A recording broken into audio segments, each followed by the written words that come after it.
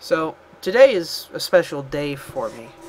A year ago today, I and my friend Jag on stream, we essentially exiled somebody from our lives that it's very significant. It's sort of a big story. And I'm going to tell you guys it, because I guess it deserves to be told. So, first off, I guess at the very beginning of the story, so many years ago, you need to know what this is. I'll let it get close to the thing so it can figure out what it's doing. This little fucker. This little guy is in my wallet right now. He is an Aber Pokemon card from Lunchables. And, God damn it. Mom! I can't wait to move out. I cannot wait for the day that I fucking never have to deal with the shit like that again. All part of the story. But, anyway. I got that probably about 15 years ago when Pokemon first got big. Back in like 97, 98. 15 to 16 years ago. 97, 98. Jesus Christ. Time passes way too quickly, doesn't it? Anyway, I got that back then. It's sitting in my wallet right now. I don't want to go up and get it because pants I got on, not exactly revealing, but they're not exactly good for showing off on stream. I don't think anybody who's watching this right now wants to see my ass. But that little card was essentially very big in my... is essentially very big in my life. Still is very big in my life. Just about 2 years ago, it was very, very big in my life. That little card that I showed you came from the back of a Lunchables box. Back when Pokemon first premiered in America, back when the games and the anime and the cards and all that shit just went super... like, it was viral before the internet created what viral was. It spread like wildfire. And back then, I was a geek, you know. I was the kid who would rather play video games than go and play baseball, you know. I was the kid that didn't like hanging with people because I made a mess of myself. I still do, but I shrug it off, laugh, you know, continue on with my life. Back then, if I fucked up, I was a fragile little kid. I was an emotional little kid. I was weak. I was, you know, like, if I messed up, I would cry over it. If I tripped, I would cry, you know? I was not a tough kid. Yeah. Back then, like, I was not popular at school either. I moved in 2nd grade from Bucks County to Montgomery County. If you're in Pennsylvania, Philadelphia area, you know what I just said. But I moved across counties, so, you know, everything changed. Because you lose your phone number, you lose any previous, I didn't know, mailing address. All you keep is your name and the shit you had in your house, essentially. You move over to our county, and, all my friends, I'm not able to talk to them because it's too far. And, you know, fresh start completely. I'm socially awkward, so making friends is very difficult. I think the few friends that I did get were because they lived next to me. You know, it was a tough time for me. You know, all of grade school was a tough time for me. It's just, I think if I could relive anything, it would be elementary school. Because back then, you have no worries, except for, did my mom remember to pack my lunch? So, anyway, continuing on, I got this Lunchable one day, and it had these little Pokemon cards on the back of it. Now, this was, once again, restating back when Pokemon first got big. So what I did was I cut them out, and kids actually wanted them, and they actually have to interact with me to get to them. So young me is like, holy shit, I might be making friends with this, holy shit, I might be making friends with this. Really, it was just grade school kids being grade school kids. They took most of the cards, didn't interact with me past that point, just took the cards and, you know, had them. And I was left with that little tiny Abra card. Now, the thing about Abra in Pokemon is he's weak, he's smart, he runs away from fights, he's shy, sleepy. He was essentially, if I could make a Pokemon, it would be me. It's odd to, say something like that, but Abra is the Pokemon me, making weird hand movements here. This little guy essentially was my first major, imaginary friend. Caught him in the games. Always, always a member of my party. Still is in my black and white game. He's the first one I caught is an Alakazam now. And then actually I had him do it with a Ditto, and now I keep the Abra too, because she's good. Yeah, it does explain that kind of. Yeah. So, this little guy has kind of been with me since childhood as sort of not really forefront through sort of the teen years, because, back in high school, middle school, Pokemon, we don't play Pokemon, we play Yu-Gi-Oh, motherfucker, Exodia, what you gonna do? Culture shift, times change, but, at the end of high school, that's when, Heart Gold, Soul Silver fever was catching on, and everyone was going back to it, so that's when I went back to it. Anyway, so back then, I guess 2-3 years ago, I got back into Pokemon, Started playing the games again. I always kept up with the games, don't get me wrong. I had Ruby, Sapphire, Fire Red, Leaf Green, Emerald. Played through them all. Never completed the Pokedex. Fuck that. Never did competitive battling. Fuck that. Fuck EVs, fuck IVs, fuck egg moves, fuck that shit. You know what I do? I fucking train a team, I beat the Elite Four, I'm happy. I'm talking with a Brooklyn accent now. What do you fucking expect? So, that's what I always did. I didn't keep up with them, but I was never like, oh, I'm gonna bring my GBA to school, train with friends. You don't do that, because your friends don't play Pokemon. They play Yu-Gi-Oh! They play Advance Wars, Fire Emblem, They're good games, but, Pokemon was seen as sort of the elementary school thing, Wasn't really popular again. It didn't get its revitalization until they remade the best games, Gold, Silver, Crystal. But, anyway, about 3 years ago, I found a Twitter account of a Slowpoke, and so I decided, that to do a little research, went in, and there was this whole community of people and shit, pretending to be Pokemon and trainers, and it actually was pretty cool how they had everything set up. So I decided, why the fuck not? I'll join them since I'm not really doing anything. And I joined with Abra, with an Abra character. Because, once again, why the fuck not? I know it in and out. Might as well do what I'm best at, especially if this is my first experience with something like this. And I know it's role-playing, which, is, I put on my robe and wizard hat and throw tennis balls at you yelling, Firebolt! Firebolt! Firebolt! But it wasn't like that. It was more, it was more social interaction than it was physical interaction. It was weird, but it was still kind of cool in that way. You know how we're interacting right now? It's not physical, I'm seriously talking to you, and if I was to disappear, I wouldn't have that big of an impact, on the long scale things. If I wasn't, if you don't know me in real life, I would make, sort of a bigger impact if I all of a sudden was found in the middle of the street, ran over 20 times. Most of you guys watching wouldn't, be affected that hard by, there would still be an emotional impact, but it wouldn't be as much as if you were Jag and you saw something like that happen. It would be much more of an impact. But anyway, going back to what I was doing. So 2 years ago, I joined that, and that was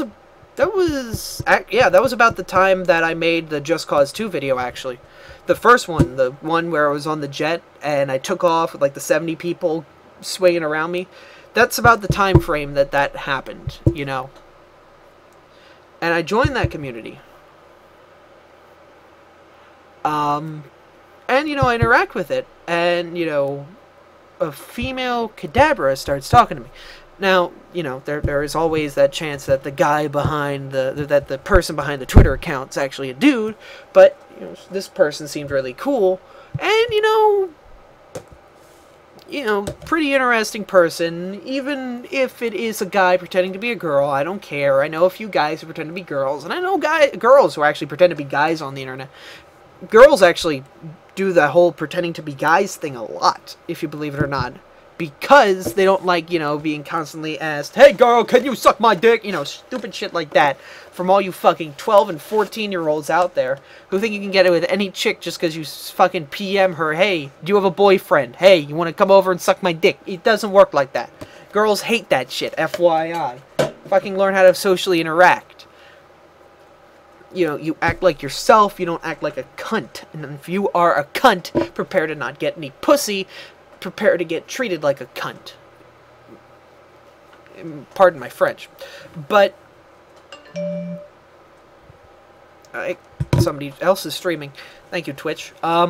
So, you know, that's sort of like the way I acted was, like, I contacted her on a different... I have two Skypes. I have the Blade Skype, and I have a different Skype that I will not disclose because I don't want to.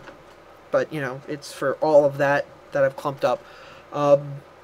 Dinner Theater was the first video I saw. It was a good video. I feel like I could have executed it better, though. But anyway, going back to my story. So, as I hit my desk again, which is sort of something I do a lot, if you watch my streams, I do it to sort of like, boom, period. Now get back to point, you know. But I need to get back to point. Hey, Joss is, like, saying, dude, I'm streaming. Yes, I'm streaming. So anyway, back to the story. So, like, I'm RPing. I'm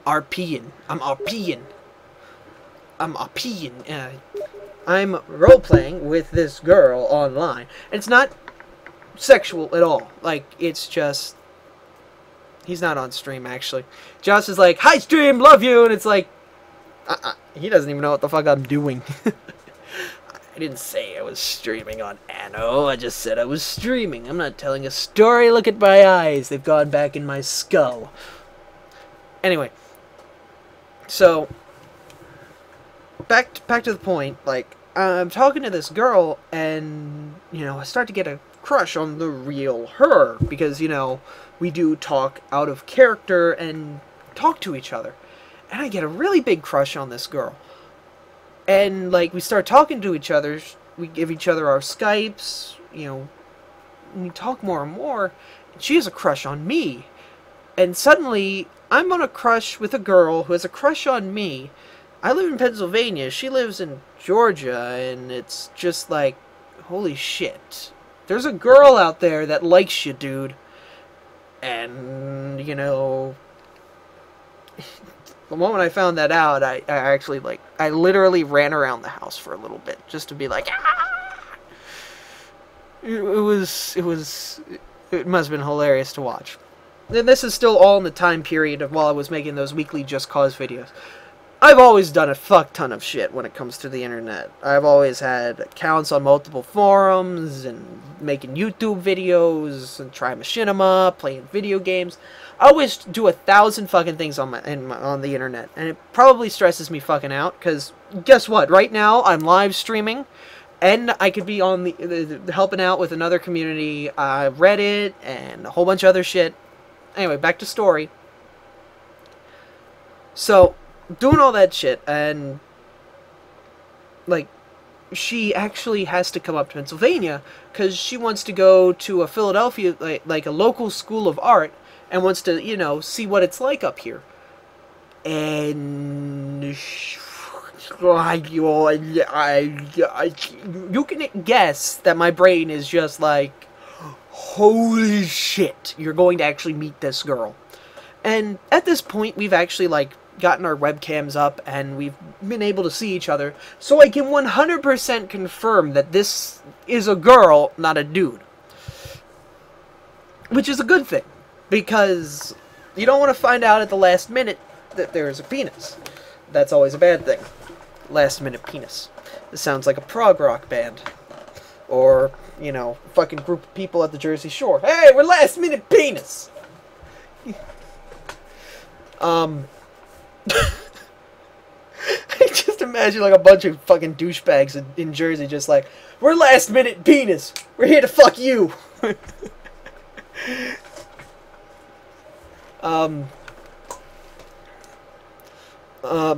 But yeah, and so I actually meet her, and at this point it's like September of 2010. It's a trap. Yeah, it is, Rafa. And and she comes up, and she visits the state, and she's not that far. She's a short drive, like a 5-minute drive from me. I knock on the hotel, or the motel room door, and, like, I'm all shy, I'm, like, in a nice little polo and everything, and she's hiding, like, you know how most hotel rooms, there's a tiny hallway that leads into the bigger bedroom area, and in that hallway there's the closet on one side, the toiletries on the other, and, like, behind the toiletries there's, like, the bedroom area, you know, all that stuff. Like, her mother opens up the door, and, like, she's hiding behind there, and I'm like, hi, and I hear her voice, and it's like this very shy hi, and, you know, we're both pretending, we're not pretending, we're actually, like, super shy, and we meet, and it was just amazing. It was this, like back then I wasn't like a giggly little schoolgirl, but thinking back on like the feelings that I felt, like the way that I like finally see somebody who actually like maybe loves me, not family, not somebody who has the last name Bishop, you know, somebody who actually genuinely loves me. That feeling of actually like meeting them, that actually getting to hold, not even, we didn't even hold hands until like day 2, because she was very shy. She didn't, you know, like, if my situation was bad when it came to social interaction, but she lived in the Georgia mountains, so there wasn't an abundance of people she could really chill with, you know. But we hang out, and it's so nice, and it's just this level of bliss, this level of happiness. It's like, you know when you see your cat sitting like lazily on like a wooden floor and the sun's beaming directly at it, and it's just sitting there with a big ass grin on his face, and he's just like, it's like the human version of that feeling. It's just like, I can do this for the rest of my life, and I have no grievances about this whatsoever. I could be stuck like this forever, and I'll be happy. I don't care. That is how I felt when I first, you know, saw her. It was amazing. And, you know, by day 2, I actually got us to hold hands, and if you think like seeing her and like hanging with her was great, when you actually hold hands, that interaction, that physical, like, it's just another layer on the cake. And yes, having a relationship is just like this multi-leveled layer of cake awesome. But I mean, like, I've never had the cake at all before, so layer 1 was fucking awesome. Then you put layer 2 on the cake, and it's just like, okay, I didn't think it could get better, but it got better, you know. And, you know, we did that for a good while. And then by day 3, she had to go. And what sucked was, like, I had to drop her off at the hotel room, and, like we kind of awkwardly said goodbye. And I was really tempted to just be like, I'm going to stay at the hotel all night and just sit with her. But then there was the part of me that was like, she'll think that's creepy as fuck. That's like super stalker. And like, I was torn. I sat in the parking lot for 5 minutes trying to figure out whether or not I should just stay in the hotel just to hang with her for the rest of the night. And fucking turns out, like, she was like, I was actually hoping you'd do something like that. And I was just like, ah, fuck. You know?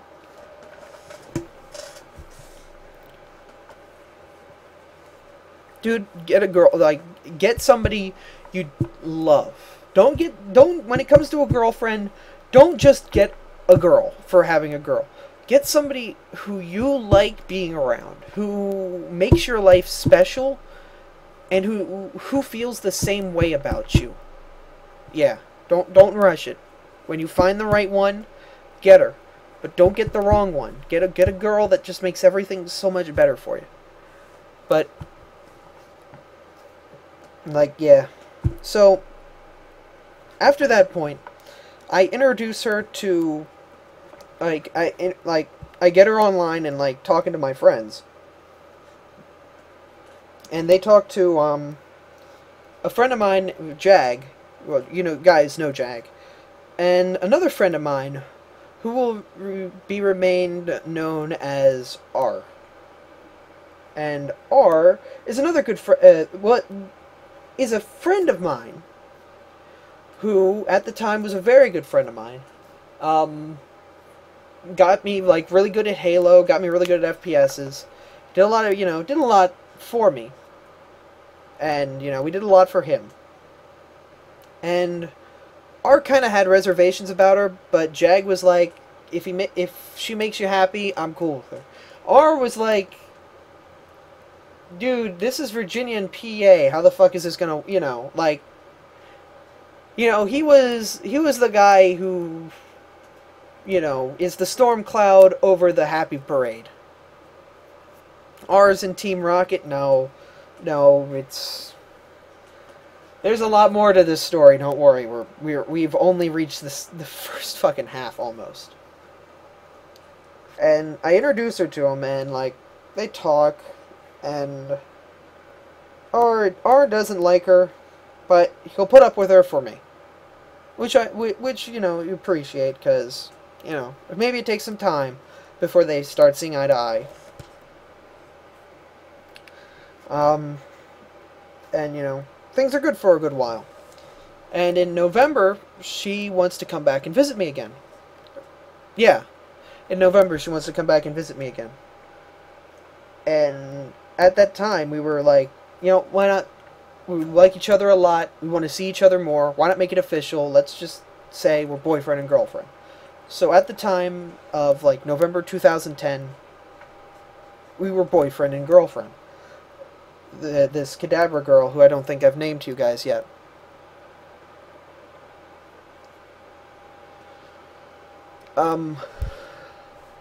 She comes down, and it is never a good idea to take a Greyhound bus for that big of a distance, like from Georgia to PA. I would have happily paid for her plane ticket. Like, she just went to Georgia Airport, Philly Airport. I would have picked her up. I would have paid for the ticket, $500, but it's round. I don't give a shit. I would have been more than happy to do that. But she insisted to take the Greyhound. She insisted to stay. I want to do this with my money. So I said fine. And we regretted it, because the whole ride up, creepy guy kept trying to hit on her the whole way. Really creepy guy, because I actually got to see him for a split second. Yeah. So, it kind of ruined day one when she came back up. We just kind of went home, and she stayed over my house. What I did was I slept on the floor, and I let her take my bed, because I'm a gentleman, She's a guest. She gets wherever she wants to sleep. She takes my bed, I'll take the floor, no questions asked. And we just come home, she gets some food in her, we settle in for the night, that's it. Next day, we go back to Philadelphia, because I wanted to show her the Franklin Museum, which is sort of like it's a cool museum, like in the aspect that it's like kind of like the Please Touch Museum, where it's like, it's really kids-oriented and fun, but coming back to it as a 21-year-old, it's not really, it's like, all this shit's cool for kids, because it makes a museum not just, this is a dinosaur, this is a rock, This is President George Washington. You know, it's like, let's walk inside a giant fucking heart. Let's go on a flight simulator. You know? It's like that, but, like, when you're 21, that stuff kind of isn't as cool as it used to be. Especially when you're surrounded by little fucking kids. Because she came down on a Thursday, and we did this Friday. Bad idea.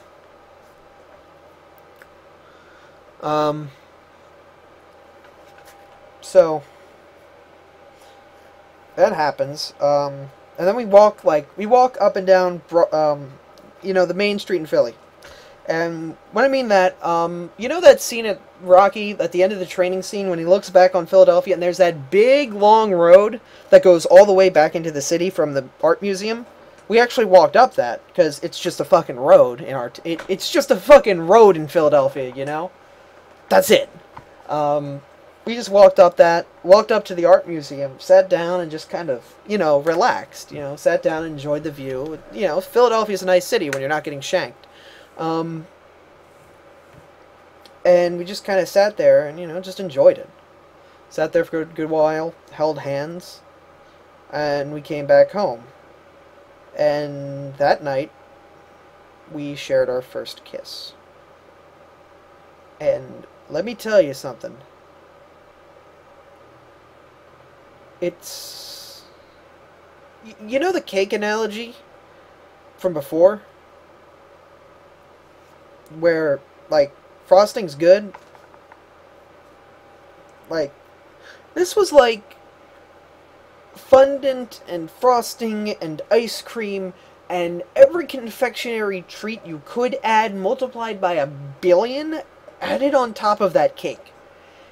It was the most amazing feeling to actually do that. To actually, like, kiss a girl, to interact on, once again, that level, that caveat of being. I don't know if that's even the right way to say that. It was amazing to share that with her. Like at the time, we were at the point where we could say, I love you, and it was amazing, you know? It was just great to think back on. It was such an emotional high.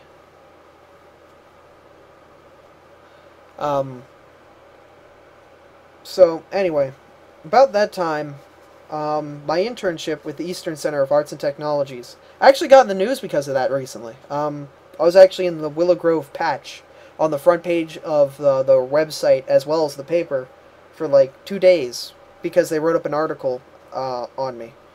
Because like I am a successful graduate in the fact that I make more money than my parents now. But yeah. But anyway, back on the story. Like, at the time, I didn't know what I was going to do with my future, because I didn't know about, you know, the job I currently have now.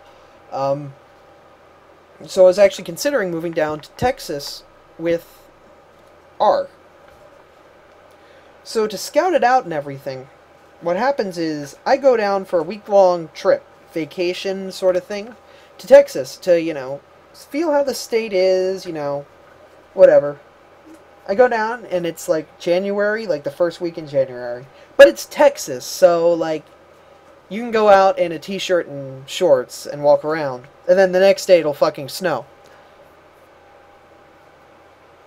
No, it's not R for Robotnik. And a few things you need to know about R in the first place. R is very eccentric. R is very odd. R, I have nothing against this, is, you know, bisexual. He has a boyfriend that he was engaged to at the time. I don't know what happened with that. R had a crush on me. R had a crush on me. And it was odd when I went down there, because during my tenure down there, he tried to do many a thing to me that I was not cool with. Let's just leave it at that.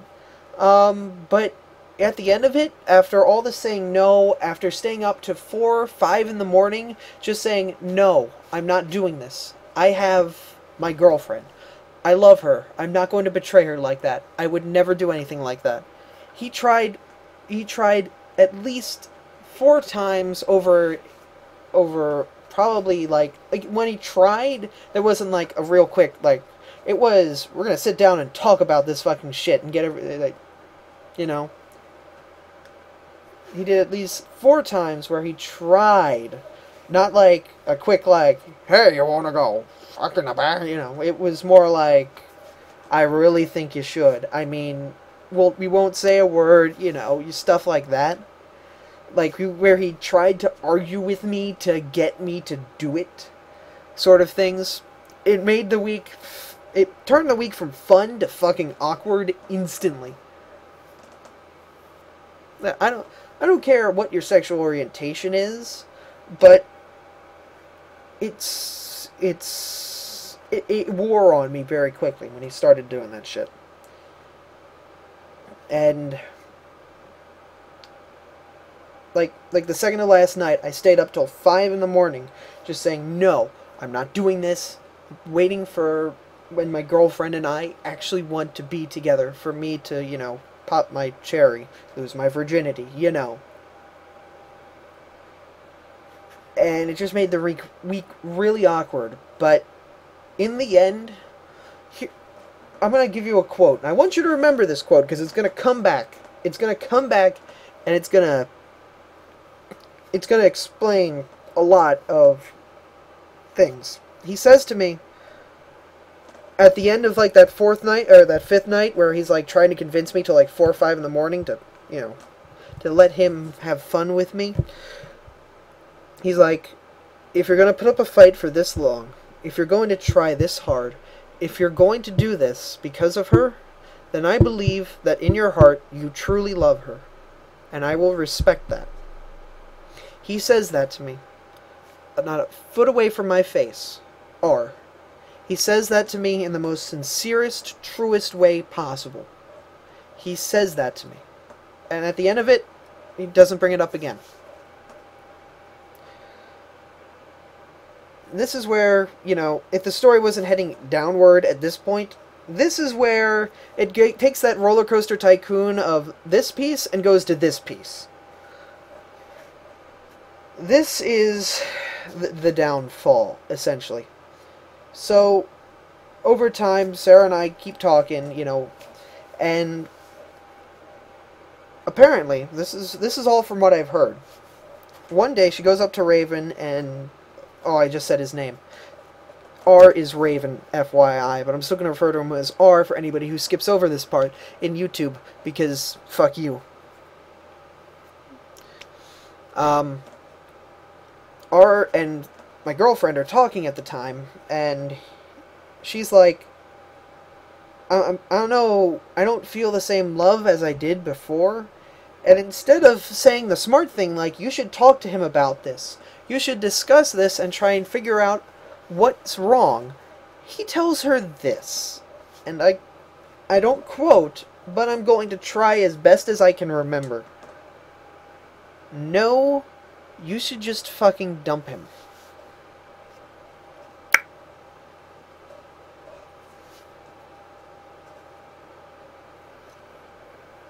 Yeah. So that night, I was getting home from community college, probably about 9 o'clock. I sign into WoW, and my girlfriend wants to talk to me. Needless to say, you can find out what happens next. You can put the context clues together. You can figure out that shit didn't exactly, you know, let's just say I signed into WoW at about 9 o'clock, signed out at 9:30, and just wanted to keep my computer off for the rest of the week. she just broke up with me. She just, out of nowhere, she's like, I want to talk. She didn't even, like, private conversation. This was in front of J and R's boyfriend. Right there. I'm breaking up. And it is this horrible feeling of, what did I do? Did I do something wrong? Like, the way my mind works is, if something's wrong, I've had to have a piece in something that's wrong, or there's got to be a way I can fix it. And when it comes to a relationship that just ended like this, I've done something wrong, and I've got to fix this. Aren't the two right mentalities the way this ended? Because the first one is, I've done something wrong, and I try and figure out what I've done wrong. And when I've done nothing wrong, I go to number 2, I need to fix this. And it doesn't work like that in a relationship. If she doesn't want to fix this, it's not going to get fixed. It's not going to be a one-way thing. It's just over. The kicker is, the next day, I do muster up the courage to sign back into World of Warcraft, the game we were all playing at the time. And remember the quote I said from R earlier, where he said it was true love and that he'll respect this? He tells me on WoW, well, I guess you should have let me suck your dick. I knew that relationship wasn't going to work out. And I knew it was you trying to get attention all along. It wasn't love. He tells me this. He tells me this straight up. He tells me this. And by any god that might be true, whether it's Yahweh, it's Buddha, it's Arceus, I don't fucking care. Any god that exists, I pray that he's stricken down to the fucking bottom pits of fucking hell. Not only has he broken up my girlfriend and I, but he just spat in my face and kicked me in the dirt. Needless to say, at this time, today, the reason the 27th is so special is the day I've disconnected from him completely. Cut every tie, deleted every number, blocked him, kicked him, got him the fuck out of my life. Because nobody is a friend when they do something like that. Not a person on this fucking planet is that cold-hearted. He is not a human for what he did. He is below that. He is a slime. He is scum. And I don't hate a lot of people. I don't hate people on the internet. I don't hate people in real life. You cut me off, you get a little bit of anger. But it's not hatred. I only hate one being on this fucking planet we call Earth. I only hate one motherfucker out there in existence out of the 7 billion people that walk on this blue dot. And that's Mr. R. That is Raven. That is this man I've been talking about, who isn't a man, but an attention-grabbing little child. There's a lot to this. There is a lot more. Like the fact that when Jag first got his girlfriend, he complained because Jag would be spending less time with us and more time with her. Oh fucking boy, that's what happens when you get into a relationship. He did the same thing when I got with my girlfriend. Turns out, it seems like he wanted some attention. Also, he wanted me to move back to Texas after saying these fun little lines of, "You didn't really have love now, did you?"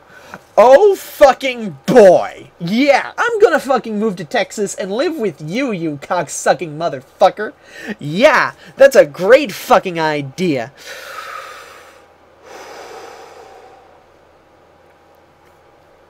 I don't get mad often. I don't generally show anger. I try and be nice. I try and be peaceful. If you know me, if you know what I do, if you know, like, if you see, like, you know, when I say I'm going to be watching Extra Lives, like, when they do their charity, I usually donate anywhere from $200 to $1,000. I donate $2,000. Fuck that. I don't have that kind of money. But I donate a lot of money to charities. I try and keep my life right. I do nice things to other people without asking for anything in return. If you've ever seen me at a restaurant, the two people out there that would watch this and see me at a restaurant, Jag and his girlfriend, I tip very generously to waitresses because, you know, they put up with shit every day, you know, give them something nice. Every time I think of Mr. R, I think of that man, that man-child, that boy, that motherfucker.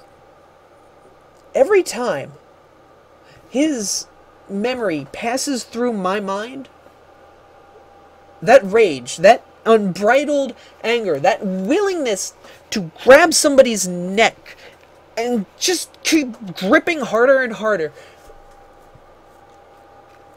I can't say that about anyone else. I can't say that about any other time in my life. There is no other instance in any part of my life where I've been so angry that I don't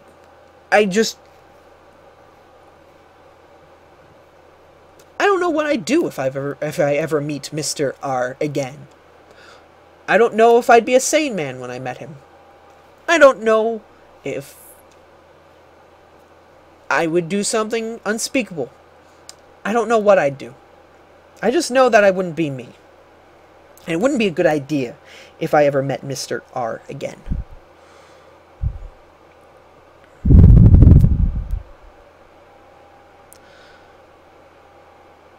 Yeah, it's rage. It's probably the most... It is a horrible feeling when you look back on it. It is a horrible feeling to know that somebody you considered your best friend, somebody you were going to give up everything you had to just live with them, somebody you were going to do all that for, betrays you like that. Where they just, you know, Temple of Doom style, reach inside and rip out your heart. And then you fall into a bit of fire. You know, it's this unbridled mix of not good emotions. It's shit. It is, you know how I described a kiss from that girl, that first kiss of just like cake and happiness and frosting and ice cream, you know, all of that getting shoved up your mouth at once. This is the opposite. This is a pound of shit coming out your ass at once. You know? This is...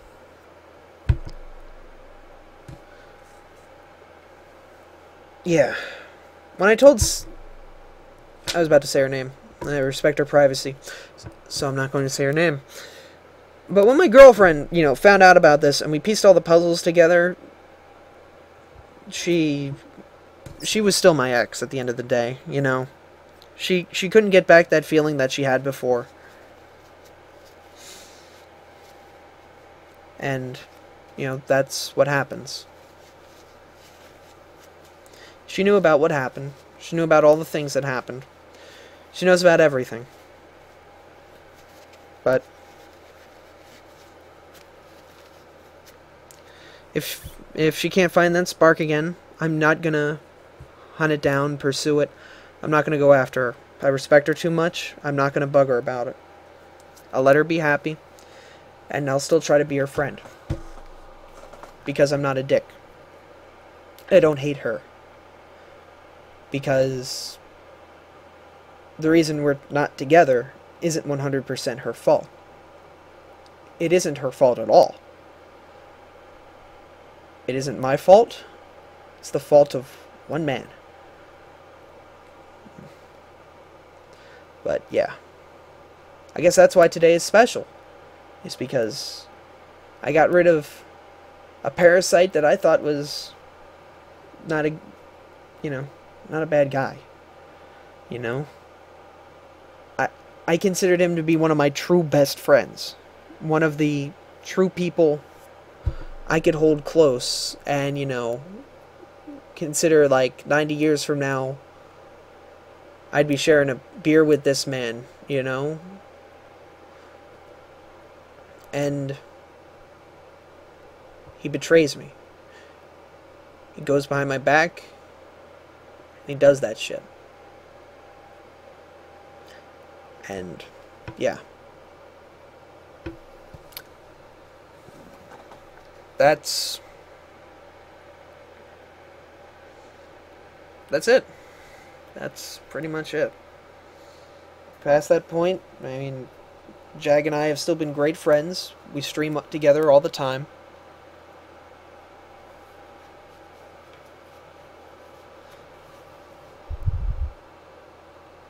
Did I know him IRL? Yeah, in a way. I mean, I visited him once. Oro, you weren't here for when we talked about that. But yeah, I got to meet him IRL before this all happened. He already had the gears in motion at the time. He probably had everything in motion when he suggested that my girlfriend and I move down to Texas. Because he wanted to get us away from each other. He's been trying to do that with Jag and Katie, too. He's been trying to get me and... He was trying to get Jag and I to not be friends, too. There were many a time where he'd go up to Jag and say, like, Blade's talking about you behind your back. And the same thing. Where he'd go up to me and say, Jag's talking to you behind your back. Turns out he was just shitting in his hands and spreading it all around like a 3-year-old trying to paint the walls brown. He called Jag's girlfriend a fat cow when she's probably one of the most attractive girls I know. I don't know a lot of girls, but, she's top tier. Jag's very lucky to have her. Constantly tried to do a whole bunch of shit like that. He insulted my girlfriend behind her back a lot. He insulted me behind my back. Insulted Jag behind his back. Jag's girlfriend behind his back. He just took shit in his hands and spread it all around,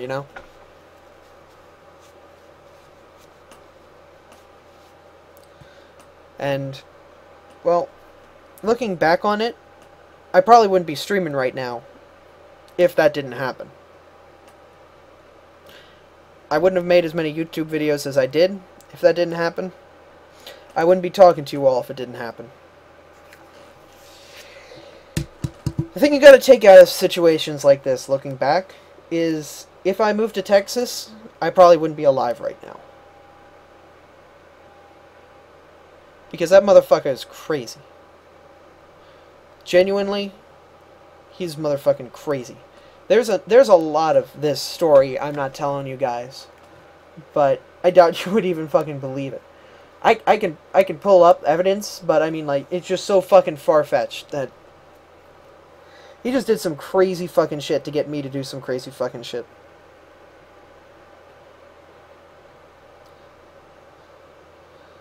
And it's, yeah, if life didn't go the way it did, if shit didn't turn out the way it did, I wouldn't have the job I have now, where I work 4 days a week at 10 hours, where I got today off, where I can go and donate $1,000 to charity, and, I make it up next week. Like, make up the money. Where I can buy $1,000-something computer and, be happy, use it for streaming and stuff, and where I can live a lifestyle that I find comfort and joy in, and just be fine, and, be dandy, and it's, and it's a great fucking job, because I love what I do. I love being a network administrator. I love being on a Windows server and configuring shit and watching it work. I love, setting up servers and switches and routers and client computers and making shit work. It's a great feeling. I wouldn't be doing that if I did have her, if I got rid of Raven, if I never met that man. If things didn't happen that way, I wouldn't have the success I have now. So you gotta look on the good side of things. And my girlfriend right now, well, my ex, she's happy. I got her onto WoW, and once she got on that, she never got off. So, I'm happy she's on something she enjoys. Jag and I are still best friends, and this whole experience only... the funny thing is, R tried to separate us so hard, but in the end, after all of that shit that he did, it only made us stronger, Jag and I. It only made us better friends because we survived. We went through that shit where he was just trying to separate us that whole fucking time. How was Jag involved? He was a friend during that whole time to both R and I. And, like, he was cool with my girlfriend. R was not. Like, he was always supportive and nice. And after she broke up with me, I kind of went through an emotional, like, fuck it, I don't want to be doing anything. I just want to sit in my room and go to bed at, like, 6 o'clock. I had a phase like that. And he pulled me out of that. If it wasn't for him, he pulled me out of what would have probably been depression. Which would have been a very nasty depression. I mean, I guess I'm still a little depressed today about it, because I do miss all that shit, and holding hands, and being with somebody you like, and kissing a girl. I miss it a lot, but I mean, not as bad as when it first happened. It never really recovers as much as you learn to live with it, and you value it so much more the next time it happens. You hold it that much closer to your heart.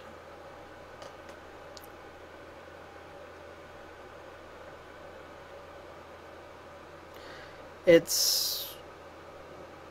yeah. That's... yeah. That's pretty much it. I mean... that's as much of the story as I can really tell. I guess I could go into those parts, but, like, where Raven just are, whatever, I don't fucking care about him. If he ever finds this video, hey Raven, fuck yourself, you cocksucking motherfucker. I never want to see your face, hear your voice. I never want to interact with you ever again. You're a lying motherfucker. And I pray that if there is a God, he throws you to the bottomless pits of hell. I'm an atheist, but I kinda actually hope there is a hell for people like you, you know? Just so in the end, you know how it feels, buddy. You know how it feels.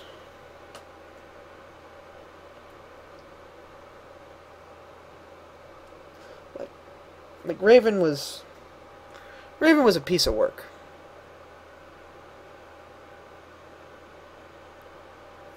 No, don't give me a minigun. I probably couldn't pick it up. Got pasty little arms. Like, you gotta go through with shit. It's stories like this that make up life. It's things like this that you can look on, and you can find out who your true friends are. You know, the guys who will support you at any decision that isn't going to get rid, kill you. The guys who will be supportive even if they don't like it. The guys who, will always be a friend even in your worst situations. I was a true friend to Raven. I sent that man a computer. I sent that man 80 fucking pounds of ramen because they were hungry and they didn't have food for they didn't have food for money. They didn't have money for food. That's how you say that sentence.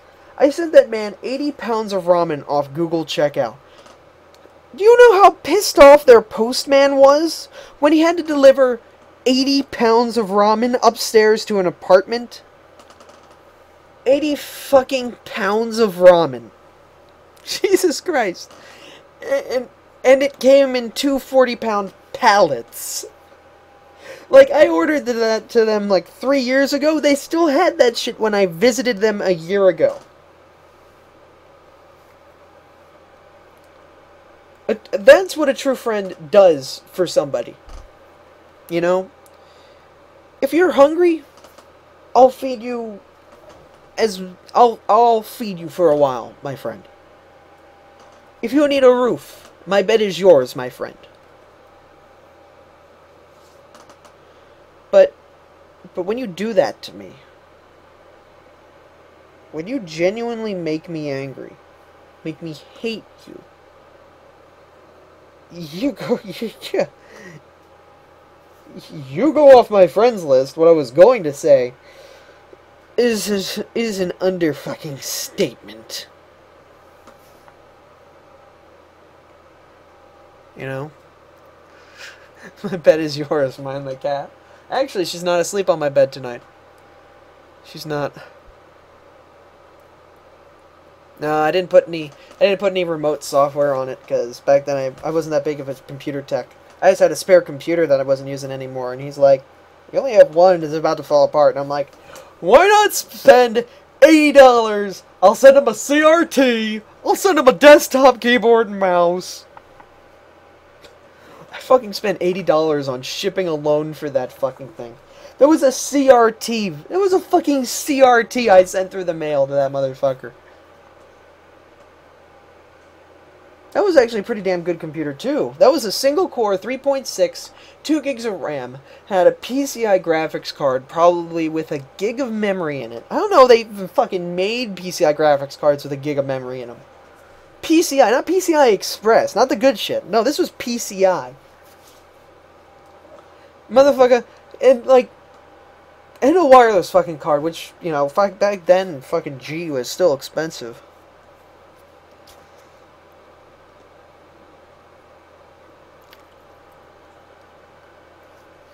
Yeah, I know, Doom Guy. How the fuck do you fit a gig of RAM? That was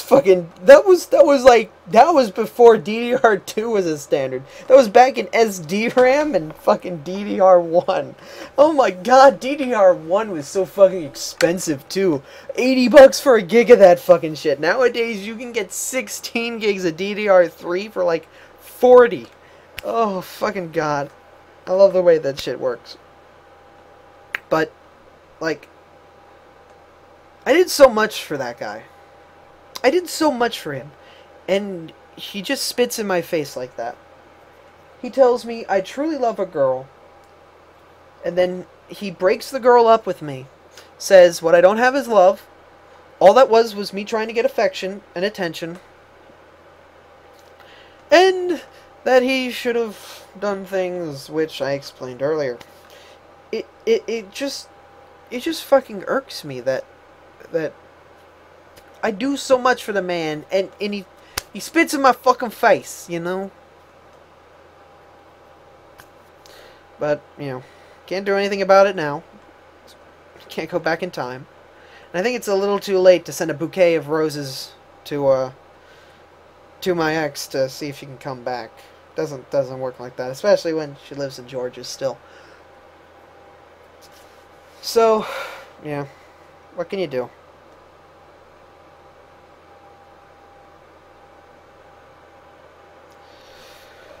But, yeah, I guess that's the story I wanted to tell.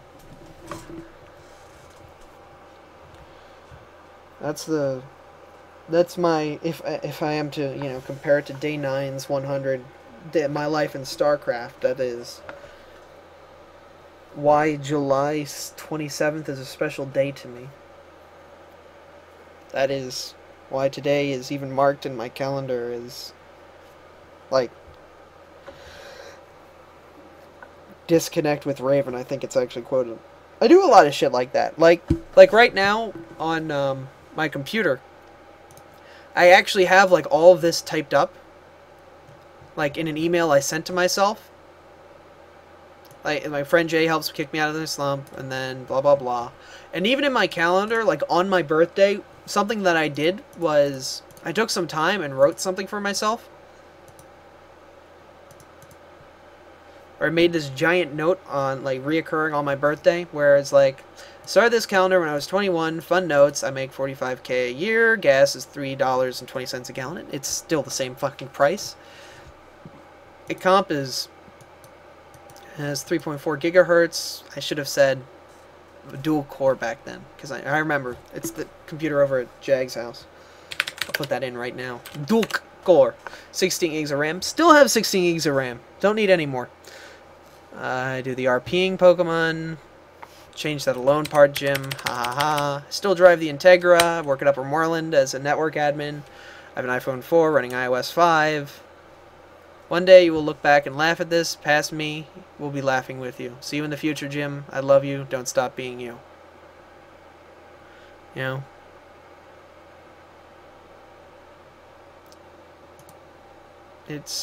I do stuff like this because it makes me happy, and it makes sure one day when I, start forgetting shit, and I get Alzheimer's, that I have something that I can look back on, and it'll trigger a memory, and give me a nice feeling. No, don't discard changes. What the fuck are you doing?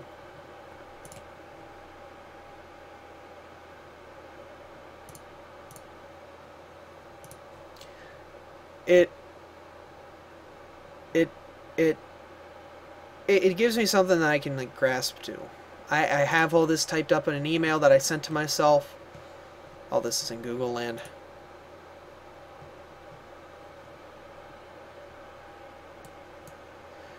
And yeah. Well, actually it is $30K a year because they take it out of taxes. My net, well, my gross income is, actually I think it's right here, July 27th. Disconnected from Raven. You see, there it is.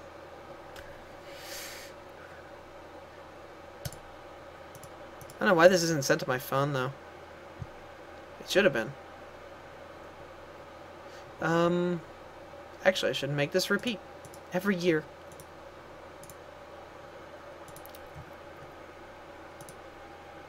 Ends never. But, yeah. Still have Anno up, because I want to go back to playing that for a little while. Yeah, 21K a year, and there's room for advancing as well. Like, the great thing about being a network admin for a school district is you get your name out there, first off. Because the network admin for Upper Moreland School District, like, that alone carries weight. There's room for improvement, because I can go from network admin to IT coordinator, which means I basically it's sort of like the next level of my job. It goes like it goes technical support, like tier 1, and then it goes network administration, which is sort of tier 2, tier 3. And then helping me on tier 2, tier 3 is like my manager, my boss, who actually was a network admin before I came along. He actually got upgraded so I could be the network admin. Yeah, I am the admin. It's a small district, though. It's only got 4 buildings. The primary school, intermediate school, middle school, high school. It's weird, because the primary and intermediate school are one building, but the primary school used to be another school building. So the intermediate school is sort of like a giant-ass expansion that is its own school, yet there's still one building in a way. It's weird. Upper Moreland's weird. But, yeah. And from there, I can go from IT coordinator to IT manager. And, like, that's, like, end game. Like, I can't get any high... I'm holding up my pinky finger. I'm not flipping you off. Again, camera. Is, like, the final job. Now, this is my middle finger. Fuck you. And that is sort of, like, head honcho, The thing is, like, IT coordinator here still reports to Endgame, the supervisor for the district, which, you know, I can't do that. That's all of the district, you know. If I wanted to move up, I would move to a bigger district, you know. So what do I already do? Since I'm continuing on recording this, might as well. What I do is I essentially manage everything everybody doesn't have time for. And that goes from, like, client computers and phones to the servers and the switches and the routers and the internet connections, purchase orders, servers, software, hardware, images, application deployment, stuff like that, data. And once I get my 4-year degree in business, I'm going to be doing that as well to help even the load. Because my boss and we essentially have the same position when it comes down to the nitty-gritty. It's just, I don't have the business side of it, but, like, I want to get the business degree so I can help him with the business side of it, so that way he doesn't have that much of a load. And, yeah. If you were watching for, like, the emotional part of this, you should have stopped watching 5 minutes ago. Like, that's when I stopped talking about R. That's when that ended. But, like, for that, so I basically do a little bit of everything. But the great thing about doing a little bit of everything is, like, you keep, like last week, all I fucking did was wires. Like, literally, what they did was smart boards have just been installed throughout, like, the middle school. And they use Ethernet to actually connect. It's weird, but, like, they use it because the great thing about the copper in the Ethernet is it's 8 independent channels they can do whatever with. An Ethernet wire, you don't have to use it for network communication. They can put power over Ethernet, they can do video, voice, data, they can do a fuck ton of shit over Ethernet. It doesn't just have to be, you know, data. The smart boards you use USB. I've had smart boards that use serial, use USB, use Ethernet. Smart boards are all over the fucking place. But anyway, I actually had to go in and put ends on all the fucking wires. Now, if you don't know what that fucking means, putting an end on a goddamn Ethernet wire is not a fun task. And I only did it 40 times. I feel bad for people that do it much more than that. What you do is you strip the end off the wire so that all the wires underneath are exposed. You fan them out and untwist them because every color is, like, there's green and green-white, and they're twisted together. And there's orange, orange-white, blue, blue-white, brown, brown-white. You gotta untwist them all so they're all fanned out, and then you order them in, like, the standard, which is... We use RJ45-B, which goes white, orange, orange, white, green, blue, white, blue, white, blue, green, white, brown, brown. Kind of confusing, but that's the industry standard. We did that. Put the wires on the end of everything. And I did that for, like, everything. I had to test it all. Did that 40 times. No, 44 times, because it was 11 classrooms with 2 wires in them. Both needed 2 ends on them. So 44 times of doing that over and over again. Starts to drive you a little nuts. Next week I get to do printers. I have to go around and I install printers, assign them IP addresses, because they're network printers, not USB printers. Create iPrint objects, which is a Novell thing, which is essentially like more printer objects. The thing about iPrint is a lot of people don't like iPrint, but they're dealing with the old version of iPrint where it's like NDPS, NPS. Like the new version of iPrint, the great thing about iPrint is I can go home on iPrint and print to my printer at work if everything's working right with iPrint. iPrint is... I can take this little device if everything's working right and, like, print from it. iPrint is underutilized for what its purpose is. And I have to set up objects to go and use that. We don't have that part utilized because DNS is weird with iPrint, so we have to do it by IP, and if you do it by IP, you won't ever get to it actually outside the network.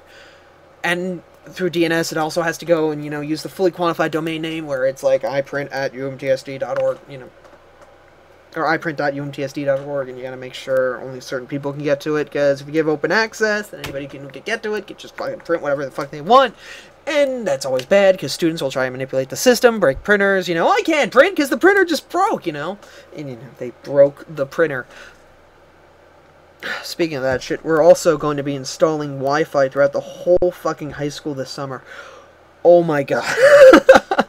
We're going to give open Wi-Fi to any student that brings in a laptop, an iPad, an iPhone, whatever they can take notes on. Oh my god. Like, the way it's going to be set up is teachers and staff and everything are going to be on their own private network that kids won't even be able to see. But I know there's going to be, like, those 5 or 6 tech kids that are going to be like, hey, I see a hidden network out there. I'm going to try and crack that password. You know what I'm going to do? I'm going to go on it, and I'm going to download a bunch of porn. And be like, okay, great. We have a Barracuda filter that kind of stops all that shit, you dumbass. Great. Now we can find where the fuck you are, because we're actually getting, like, I think our access points are actually smart enough to do that shit. Like, they won't actually, like, it'll just say, oh, I'm on this access point, you know. And then we just go into the room and be like, everybody should turn your laptops around. I want to see who's on what wireless network. You're on UMSD- private, whatever we're going to call it. You get your ass to the principal, because you've been hacking. Get that Wireshark off your computer. We know what you're fucking doing. If any kids at UMTSD school district see this shit, I'm your network administrator. I'm fucking 21. Please, just don't do this shit. Like I'm a cool kid like you guys. I drive cars and I go to the mall to eat my lunch. You know, when I walk around the high school, some of the teachers think I'm a student. It's that funny. Like, it's weird. Wow. Proxy had a small fire. That's kind of hilarious. I've completely stopped playing Anno. I love the fucking game, though. Seriously, buy Anno 2070. It's like SimCity and Civ all wrapped up into a nice little package. Fuck the Ubisoft DRM that's attached to it. God damn it, I'm talking like I'm from I'm not even from Brooklyn. Jesus Christ. I live in southeastern Pennsylvania my whole fucking life. And I'm talking like this. What the fuck? But seriously, Anno 2070, very good game. Just fucking forget about the UBDRM. It's annoying. And going back to what I was talking about before that, if I could remember, if any kids in Upper Moreland see this video and are like, I might want to break some of the shit, please don't, dude. It's just fucking annoying, and we'll eventually find out who you are, because there's cameras everywhere in that building. Like, I saw the security system one day. Like, it's like Big Brother. It's like the closed caption shit in England. They got them in every doorway, every hallway. Like, they get as close to, like, that, you know, like, they see as much as they can without putting cameras in the classrooms, because that's illegal here. And there's no cameras in the bathroom, so you don't need to worry about somebody watching you pop a squat. But don't write bomb threats on the walls, kids. That's fucking annoying. Like seriously, when I went to Hatboro Horsham, yeah, I'm a Hatboro Horsham graduate, I jumped sides. We're rival school districts, FYI. Big fucking story on that, actually. Like, when I went to Hatboro Horsham, like, my 9th grade year, actually, for like 4 or 5 fucking years, somebody would do this stupid fucking shit where they go in the bathroom and write bomb threats on the walls. And, like, kids would find them and report them. And then for fucking 3 hours, we had to stay out in the hot fucking sun while the bomb dogs went through the school, making sure nobody did anything. And everybody was pissed off, including the kids that brought drugs to school, because the bomb dogs are also the drug dogs. And they'd be like, yeah, I smell pot. I want to get it, you know? And it just makes everybody's day worse.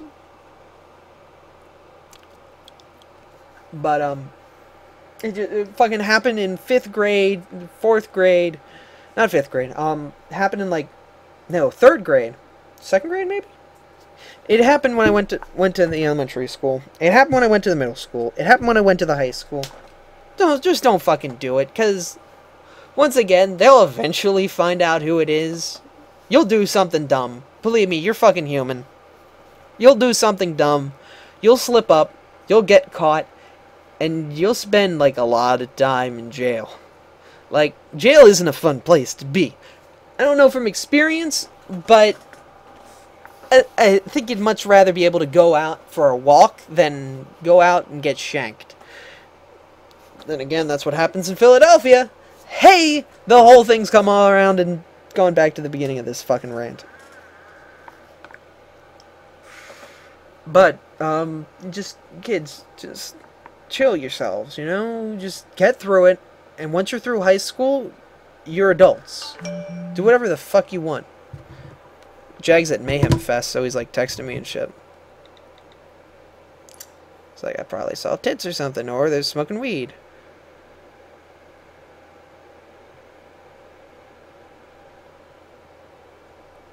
Oh, a member of I Lay Dying is wearing the Three Wolf Moon shirt.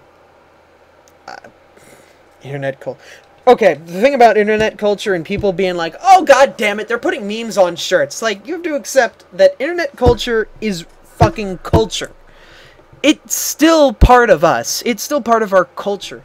You're either going to embrace it and be like, okay, so it got popular on the internet. Good, the guy who made it on the internet selling shirts. Good for him. You know, he's making some profit off something that everybody likes. Or you can just be a fucking asshole and be like, I don't like that shirt shop because they have a troll face on a shirt. Be like, you know, whatever. If the creator of troll face is getting some money out of that shirt, like, hey, they invented something that everybody on the internet knows.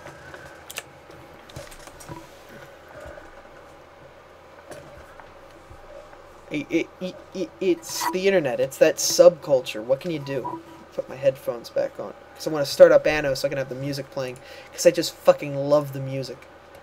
Ugh, I love the music. You'll get to hear it, but you won't see it. Because I'm going to keep the camera on me. Because I'm not done. Anyway, back to what I wanted. Another thing, I'm going back in time, trying to get to all the things that I had in the past. I'm just trying to get to. I was a Hatboro Horsham student. Yeah, I'm going back to that, where, you know, Hatboro Horsham and Upper Moreland are always rivals. In the fact that Hatboro Horsham School District is like, there we go. Do you use deep freeze on your network? No, not. The thing is, like, Upper Moreland's tiny. Like, 1,000 kids in, no, less than 1,000 kids a grade. Like, 300 kids a grade. Which, you know, doesn't seem all that much, but in a class, no, it's probably less than that, actually. District itself probably only has 4,000 or 5,000 kids in it. Once again, doesn't seem like all that. It doesn't seem like all that much, because what, each grade probably has 4 or 5 classrooms allocated to it. Probably more than that, actually. 4, 5, 6, 7, 8. Times 2 is 16. Each class has 20 kids in it, roughly.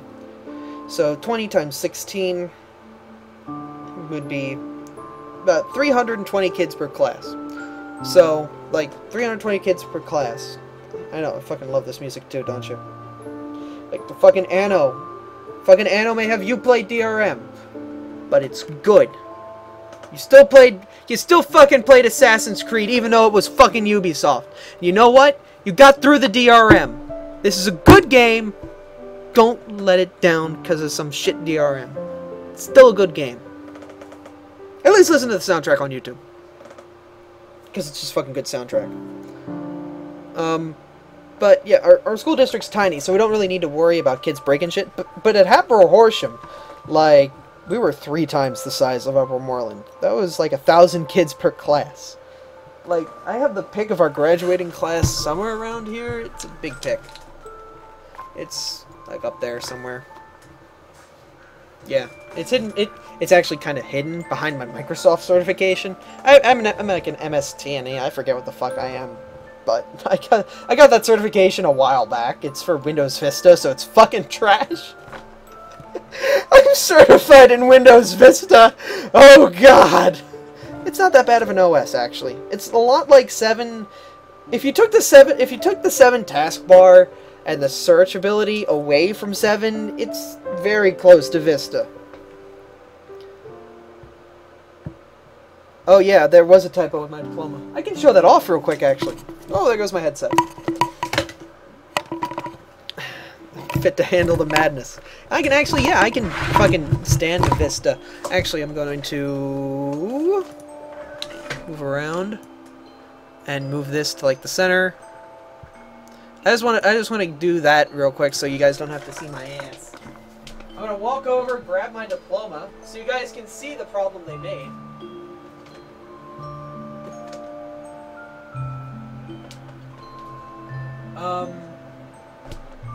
Let me grab my certification in Microsoft as well.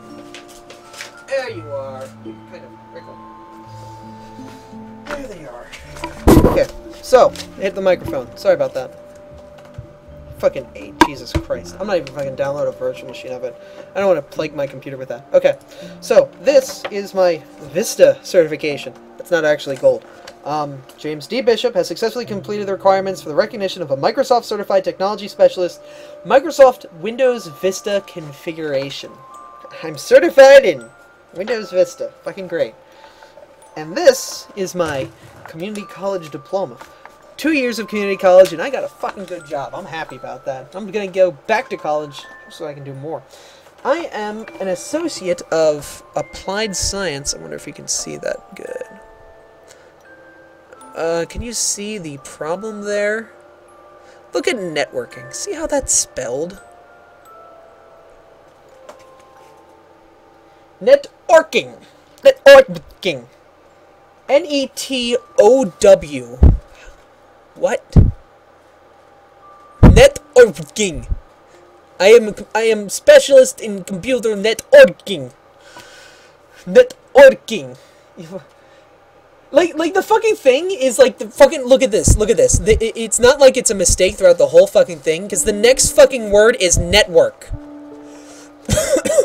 And the thing is, they made this mistake on everybody's diploma in this. Like everybody's diploma had this problem. And like I've been trying to hound these guys to get like a proper version. They still haven't sent me it.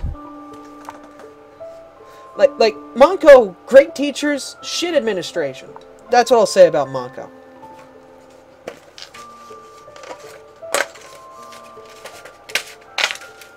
I gotta put these somewhere because my Windows certification, oh boy, it's starting to bend. I have my Novell OES fucking cert as well. Oh my god, I'm certified Novell OES as well. I'm certified in all the shittiest of technology. Oh god. I actually got like a business, like they give you like a credit card sort of deal with that. Fucking completely useless too. I have a bunch of unopened Windows Professional 2000 books. Oh god. I have all this shit from like, I wasn't even like in networking by the time this shit was done. I might get certified in 8 without noticing. It looks like it's pretty damn easy. But anyway, as I kick up my legs and sit back and relax while I talk to you guys and, you know, try and keep something interesting rather than streaming the same game that I've been streaming like 3 times over the last 3 weeks because I just fucking love Anno. It's just so fucking good.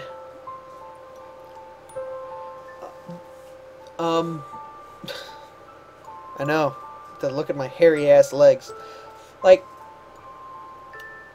I forget what I was talking about. Oh yeah, like, our school district is tiny, so we don't really need to do network monitoring shit. Like, we don't really have kids that come in and break our network on purpose. We don't really have rapscallions, you know, jerk ants, little kids, you know, come in and try to break stuff. We don't really have that. The kids aren't doing that, you know? And at Hapro Horsham, I'll tell you straight up, like, I knew the Wi-Fi password. I knew the Wi-Fi, the hidden SSID for Wi-Fi. I knew the admin password for the workstations, admin for the servers, I think. And we did a lot of mischievous stuff on those computers. We knew they had MAC filtering as well. because they did something weird with Macs and shit. Not Macs, like, they had Mac computers, and they were able to get on my network, on the network, but when I brought in, I think it was my, at the time, I think I had a laptop, and I brought that in one day just to see if I could hop on the network, and it wouldn't let me in. So they must have had some sort of filtering on the network. Either it was DNS filtering or MAC filtering.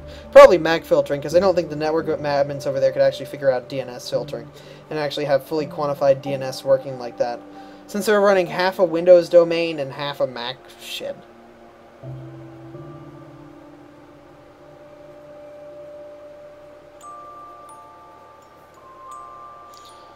Wow. Do people destroy keyboards and mice? Yeah, of course kids destroy keyboards and mice. They take the keys off. It's not fucking difficult to take the keys and... the fucking keyboards and mice, the Dell ones, are fucking... they're easy to take apart. The thing about that is they're easy to put back together when the kids destroy them. Like, we have a keyboard. Well, a few places have a keyboard. A few places in the building have, like, a keyboard. And when a kid takes, like, the control key, they just take it off that keyboard and put it on the new on the keyboard. They have a keyboard that is essentially, we've got a bunch of spare keys, let's just take the keys from that and put them on the keyboard, just so it can continue to work. The worst, because, like, we have 4 different types of keyboards out there, the keys never fit, and they jam them the fuck in, and then they'll stay in, and it's... The thing is, the teachers do this on their own. We don't tell them to do this shit, because it's not a good idea. Especially when you have different brands of... like, if we are all running the same fucking keyboard, go for it. Because it's the same fucking keyboard. But when we have 4 different fucking keyboard... 4? I have to bend this one in to make it 4. When you have 4 fucking keyboards in, it doesn't fucking work like that. Even if there's minor differences, it's still fucking different. Oh, is it actually blank to Pokemon? Harmful to poke monitors? Kind of. I wiggled out of playing with Sigma. Sorry, buddy. God damn it. This is what I hate about the Twitch chat. It's all weird.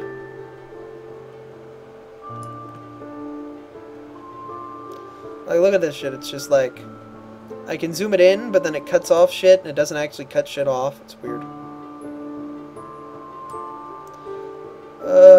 Because, like, now it cuts off here, but the chat goes out to, like, here. God damn it.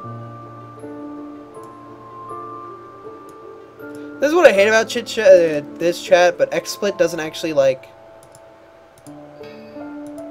does it? Wait a second. Might actually connect. Next serve, unknown command. Oh, shit. Join, damn it. Maybe I can actually get this working. Fucking built-in chat is shit. Fucking RRC going in with that is shit. Poking monitors can be dangerous if you poke them really hard. That's the moral of the story. Don't poke monitors really hard. Real quick, I'm just gonna...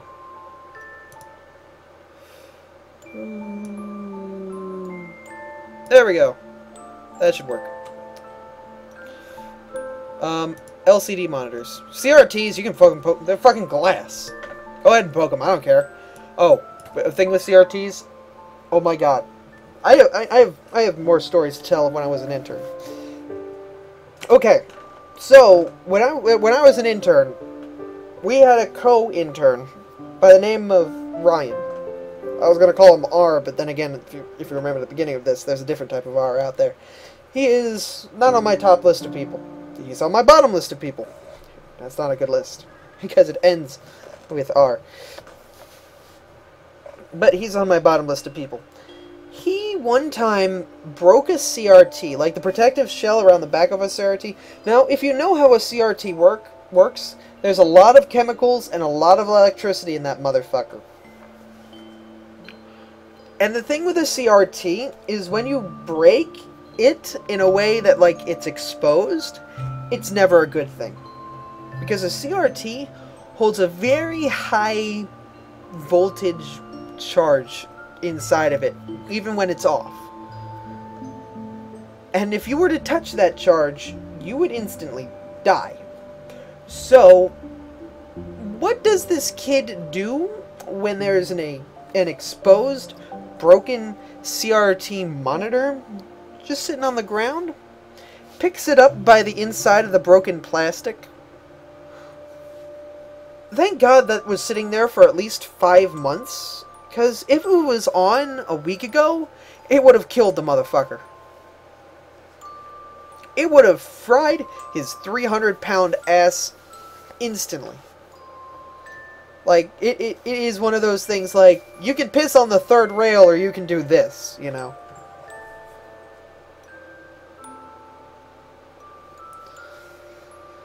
CRTs also contain a lot of bad chemicals in them, so don't break them unless you're outside. It's never a good idea.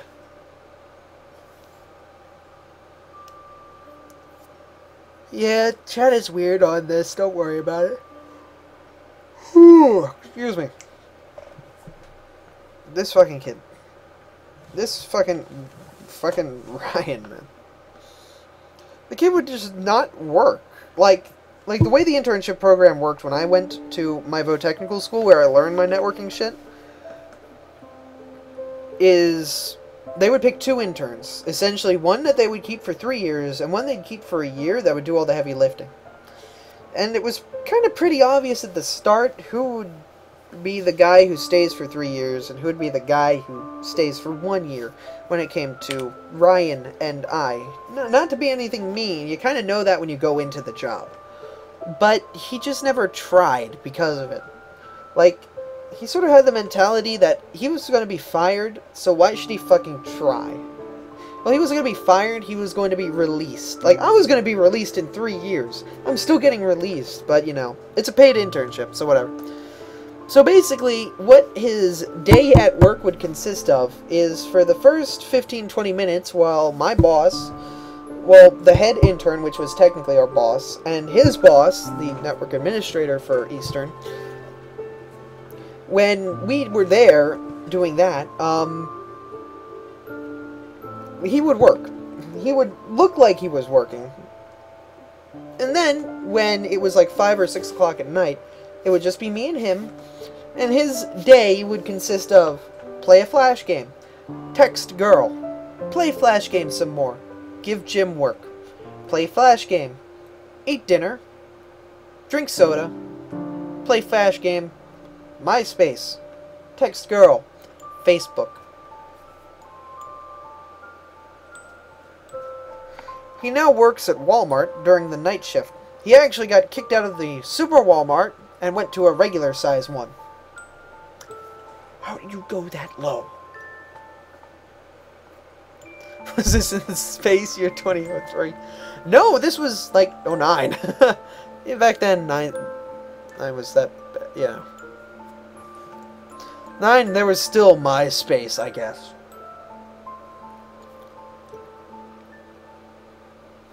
I know, it still fucking existed back then. And our network didn't block it either. It's hilarious. Facebook was open, YouTube was open, MySpace was open. Like, god damn it, internet. You don't block shit. That was back at the time when I converted from Reddit to Dig. Or from Dig to Reddit.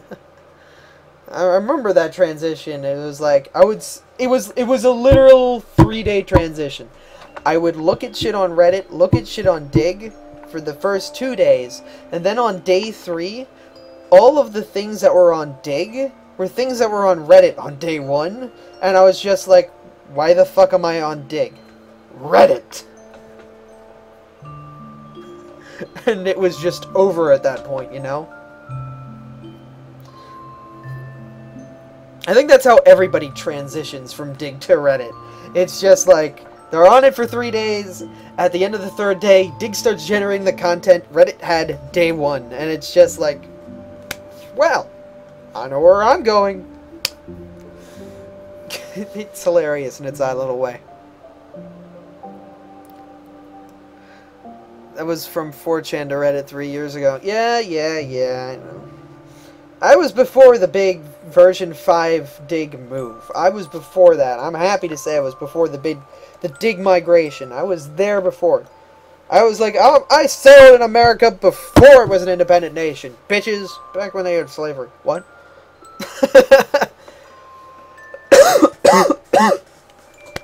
I never went on 4chan, though. Mostly because just never was my kind of style when it came to internet posting. You know, it was weird, it was odd, and most of the time it was just trolls trolling trolls.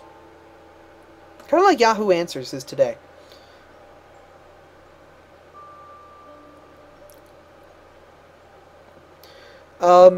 But yeah, what else?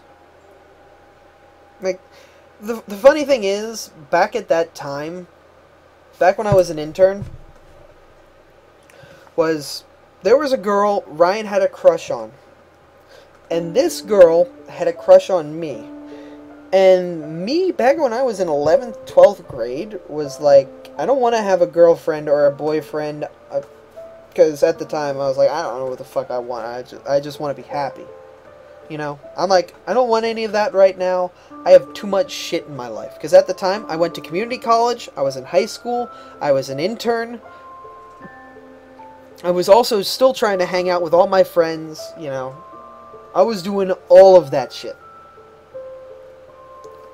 I had a lot on my plate to fucking make it like I was just, yeah, I was surprised I didn't get stressed out, because it was 4 hours of high school, 4 hours of Eastern, 4 hours of my job.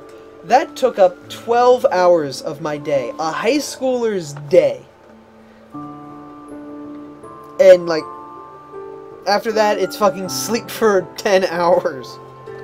An hour to get home and relax, and an hour to wake up and go back to work. That's how shit was back then, and I enjoyed it. Well, the thing about the tech school is, Joss, is the tech school was high school. The tech school was high school and college at the same time.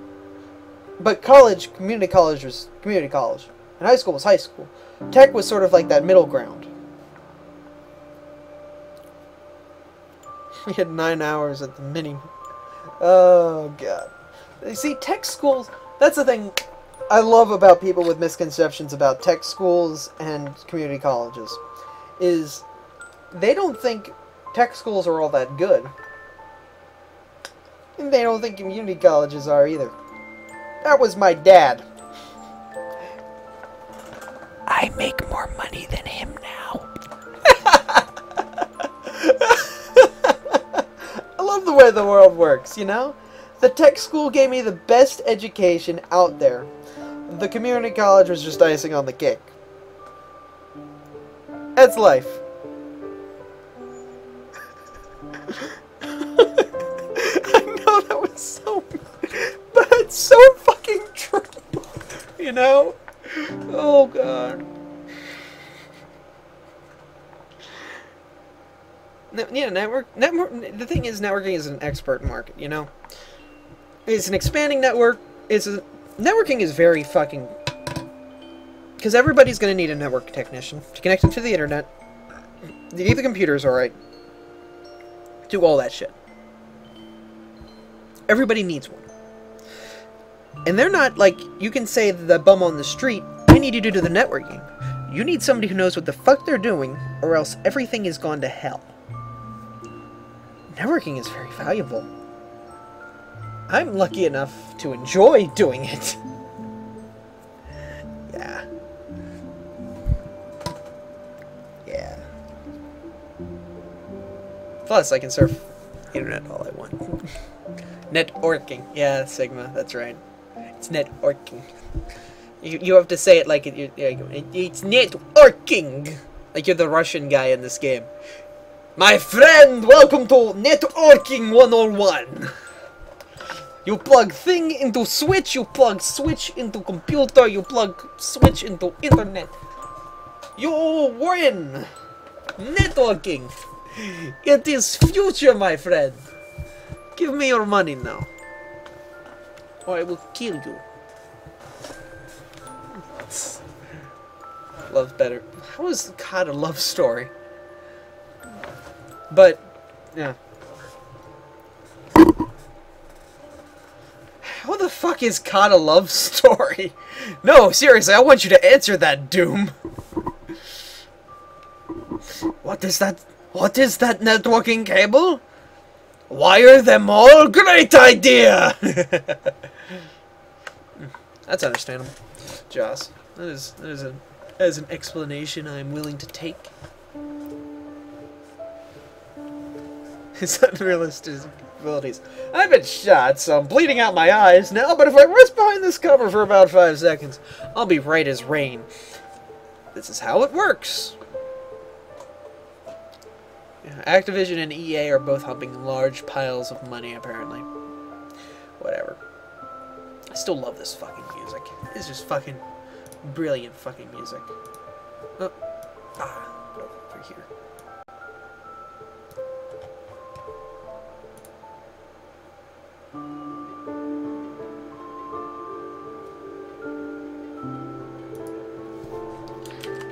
But, yeah, I don't know what to talk about anymore. I could go back to playing Anno for another hour and a half. But I don't think anyone wants to watch that. I think people are actually generally interested in me, like, ranting and shit. Yeah.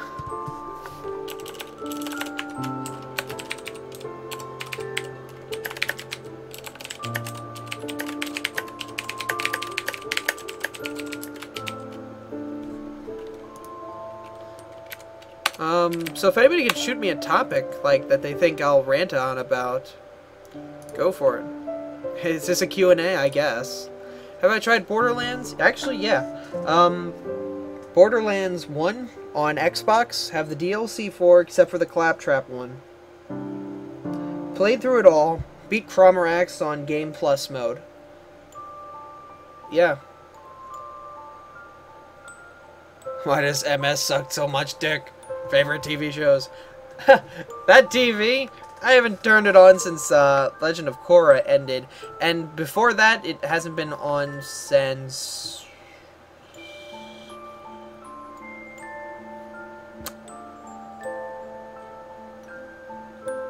I don't fucking know. I don't watch TV. I don't even use my Netflix anymore. All the content I see on the internet from day to day is enough to fulfill that niche, you know?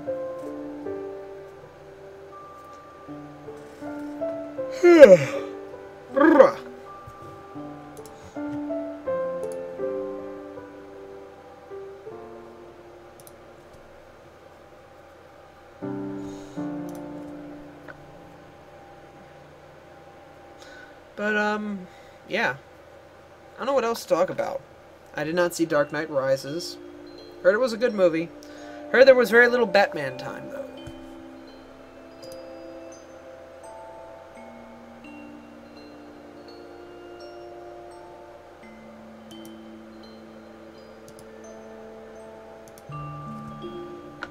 What have I heard about abuse of DLC?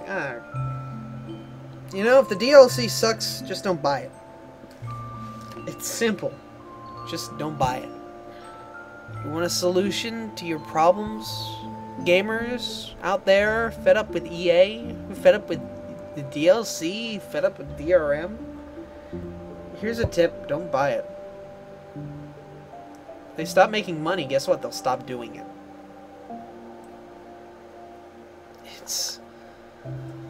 It's so fucking easy. I don't get why nobody gets this. I don't get it. If you don't like something, don't give it money. Don't support it. Even if you're wrong. Even if you're the Westboro Baptist Church. Even if you're an asshole bigot. Even if you are wrong. If you're supporting what you're saying rather than just letting the world rotate by, if you're actually doing something about it rather than just sitting by and let the world have its way, even if what you're doing is wrong, you're still doing something right. This is why I vote. This is why I don't buy shitty games. This is why I buy good games rather than pirate them. This is actually why I pirate games and then buy them afterwards, because I felt like the game was really good. I think I did, the last time I did that was with Just Cause 2, though, because I'm getting a good eye on good games. You know, this is why I donate money, is if I want to see change, I contribute to it. If I want to see a change in office, I vote. If I want to see shit happen in life, do it. People think that things will just happen. Soap ain't gonna stop itself, kids. EA Games ain't gonna lose its profits by itself, kids. You gotta put some effort forth. Even if that effort is not buying an EA game. It still took effort, because you wanted to get that game, didn't you? You wanted to buy BioShock 3. No, wait, no, not BioWare. Mass Effect 3. You wanted to buy Mass Effect 3, but it was EA. You know the ending. You want to buy it. You want to fill that story. You want to see an ending. You want to at least fill that gap in your heart. But if you give the monster money, you're only feeding it. And if you feed the monster, guess what you have to deal with? The monster's shit. You don't feed a monster, or else you shovel its shit. I'm sorry. I was speaking very softly.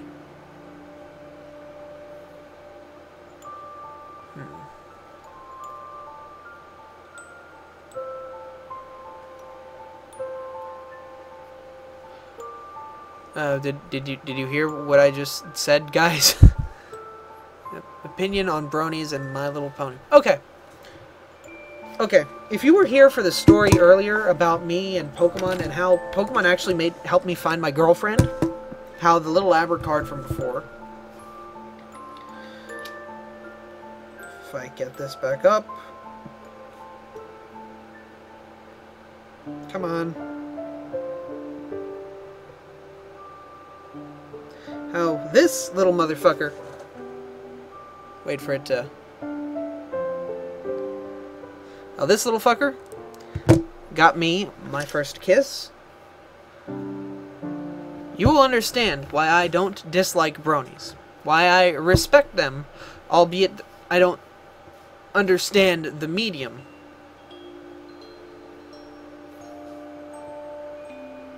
I respect bronies. I don't discredit them. I don't get angry at them. I don't look down upon them. Because I know how it feels.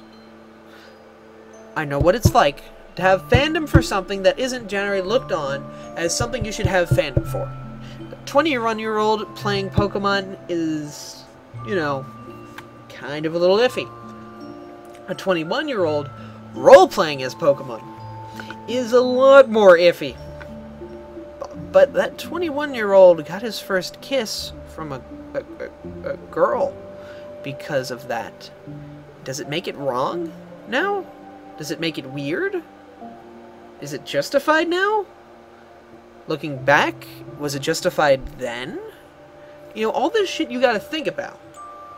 If bronies are actually happy, actually connecting, actually making friends, actually fulfilling something in their hearts, with their fandom, with their love of this show, with their love of it, if they're feeling something, is it wrong? If it's not hurting you, if it's not affecting you, if it's not doing something negative, if it's not bad, if it's not gonna do anything, why would you get upset? Why would you get angry? Why would you discredit something that they enjoy with a passion? Because everybody has something they enjoy with a passion. I mean, fantasy football. Let's take that for example. You want to take time out of your day to create a fake football league of your favorite players and pit them against your friends' fake football leagues. Well, football teams. Yeah, it's pretty cool, you know? But you are kind of role-playing as a coach at that point, if you think about it. You're not, you know, you're not in the locker room slapping your players' asses. Paterno. I'm sorry, it's not Paterno, it's the other guy. It begins with an S, whatever. You know what I mean. How do I keep saying Paterno's the one that did it? He's not the one who did it, he just didn't report it like an asshole. Yes, in my opinion on the whole Penn State fucking thing, yes, they didn't get enough of a punishment for what they've done. That was fucking wrong. They should be punished more for it. He shouldn't have a statue. He shouldn't be remembered as a good man. Because no good man lets shit like that go by and just sits there and watches.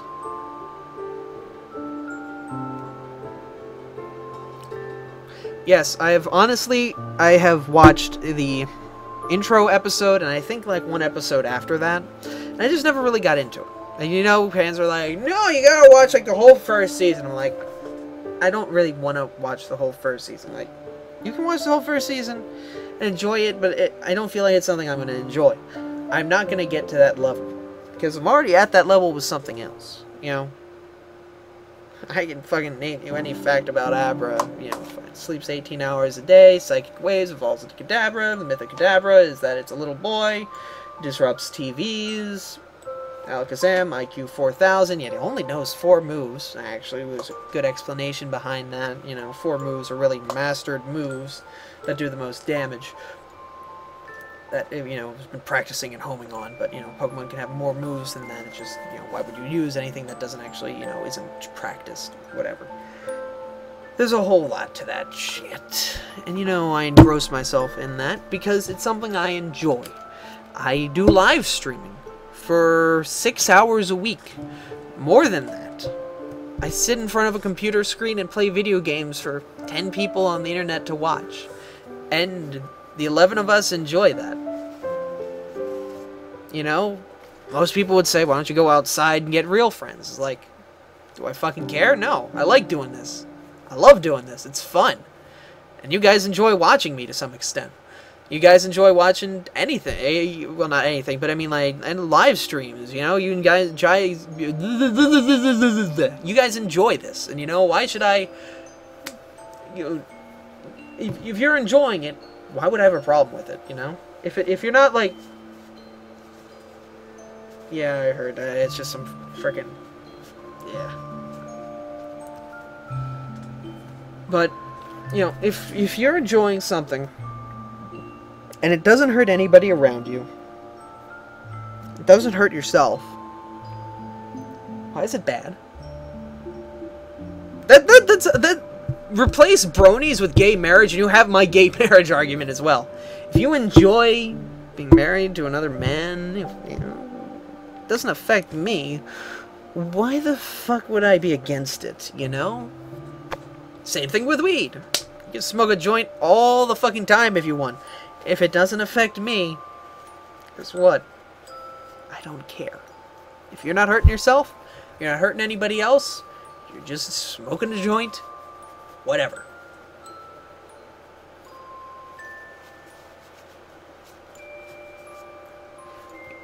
I don't care. Whatever. Do whatever. You know, be whatever you are, do whatever you want. I have no place in life to stop you. I have no stance, because why should I hinder somebody else's happiness? You're happy. Why would I ever deny that of you? I mean, if you're not stabbing somebody, if that's not, you know, if you get your high from being all Sandusky, there's a problem there, because you're hurting a little kid. If you're going all Jeffrey Dahmer and that's how you get off, no, because you're stabbing other people. But if you're smoking a joint, nobody's getting hurt, whatever. If you're with another guy legally binding and it doesn't hurt anybody, fine, whatever. If you watch a show for little girls and enjoy it, fine, whatever. I don't give a shit.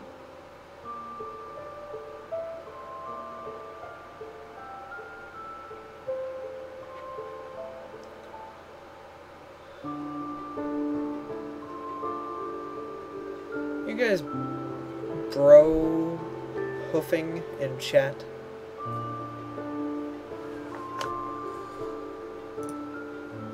My throat's killing me now. I've done so much talking over the last like 2 hours. But yeah, I know.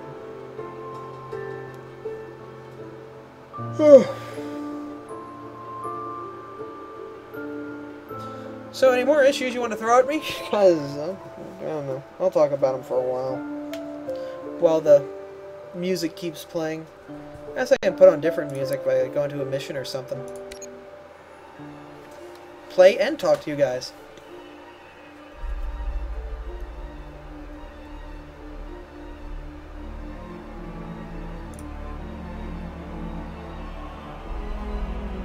Or I could just do something like this. And I think I could add a picture of myself on this if you want to keep seeing me.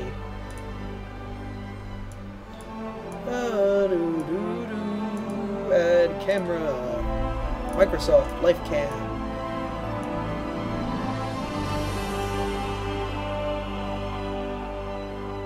I could probably crop the right side of that.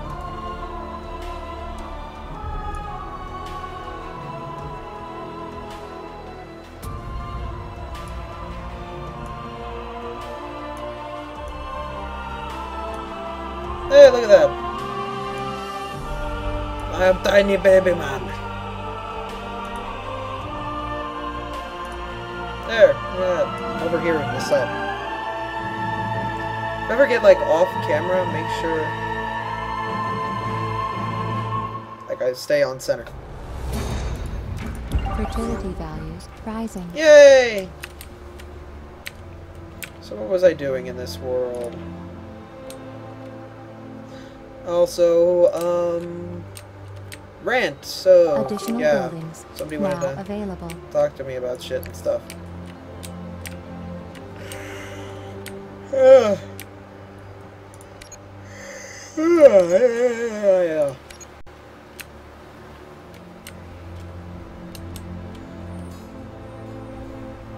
I forget what I was doing. I don't know what I was doing. I seriously forgot.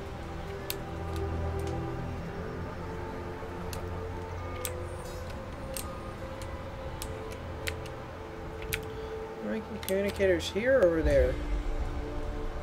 I was gonna make them over here. Yeah, cause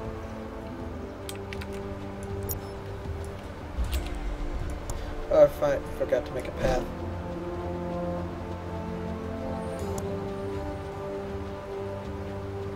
Kind of important. I'm really hungry. I don't know. Just hungry. Anyway, so somebody went to throw up a subject in the air so I can talk about it for a little bit.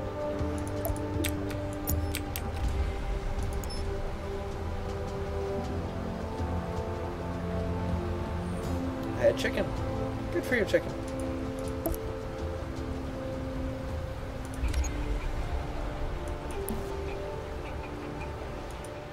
Let's talk about sex, baby. Top 10 video games. Ooh.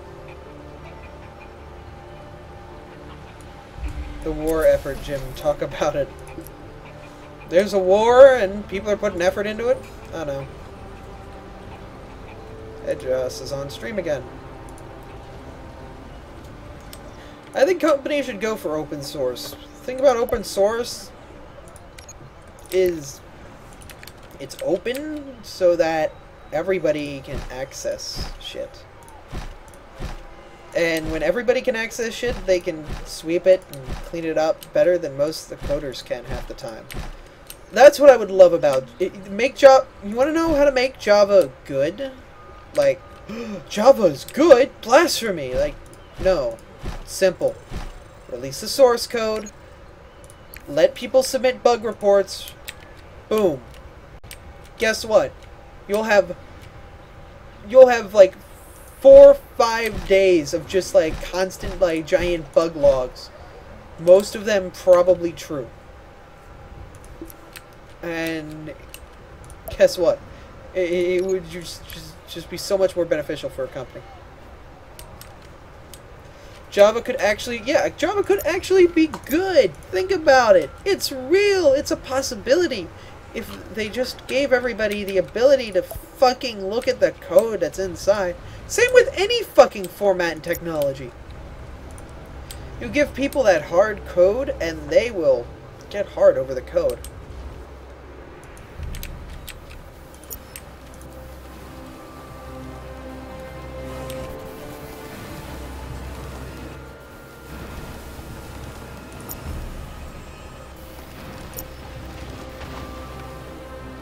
So we can spell apocalypse of Java. Java wouldn't be that bad if they didn't make it that bad, you know? Java could be something one day. You could be something one day, Java. You gotta believe. My top 10 video games. Like, if I make a list, I'd forget something. I forget something that I played that I enjoyed a lot. I could just say games that I've really liked, and I don't think I could really put them in an order. Because games you like for certain reasons. Like, games have great stories. Like Chrono Trigger. A great story to that game. Games you play for fun. Like Sonic the Hedgehog 3 and Knuckles. Because I consider the two a game. That is fun. That is a game to me. I have a mission or something? Oh yeah, the iron. Yeah, fuck yeah, dude. You're gonna give me an upgrade.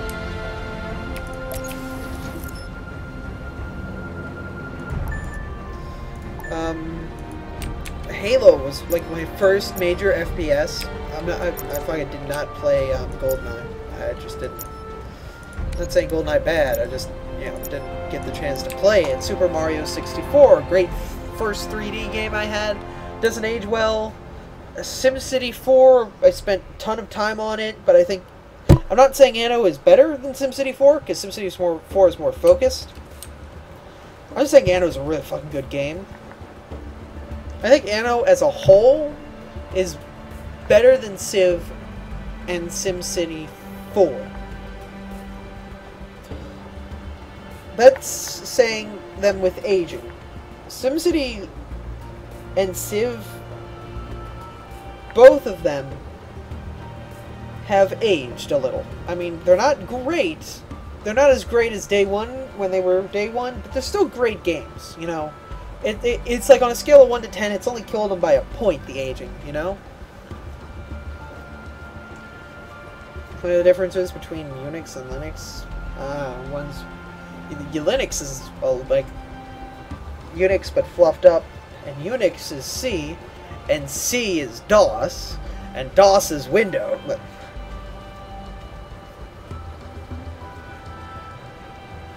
the world, that's how the world works. Everything gets whittled down to C, I think. You can whittle any computer down to C and it'll probably work. Something like that. I think it's something like that. I don't know. I was told as a kid back in my day. Another. I forgot what I was fucking doing now. Great, thanks, Doom.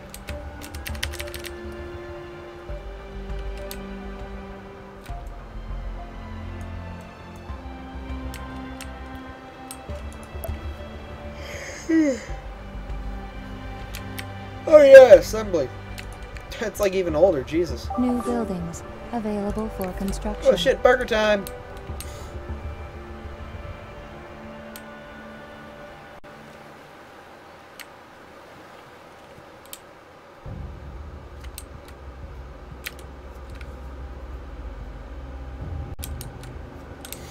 You're one of the few that managed to learn assembly. Dear God, you are a brave soldier. You are a god among men.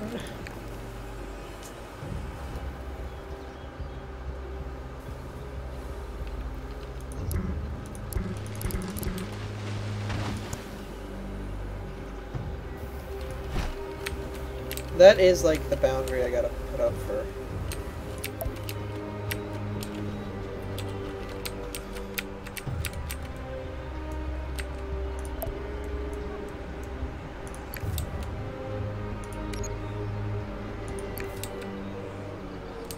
Yeah, RTC is coded in assembly. Jesus. I forgot that. It's almost kind of funny how, yeah.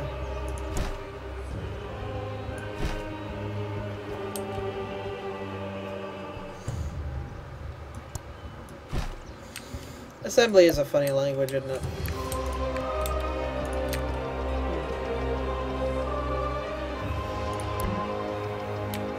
And more drills.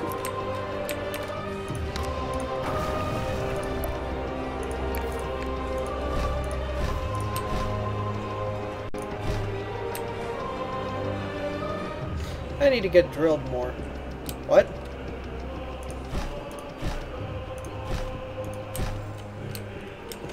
I don't know.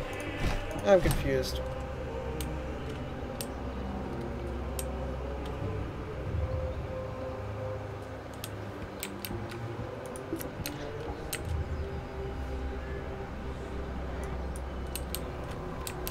Yeah, no, man. Dude, this fucking music, like, it is a Ubisoft game, but Jesus Christ, fucking good game.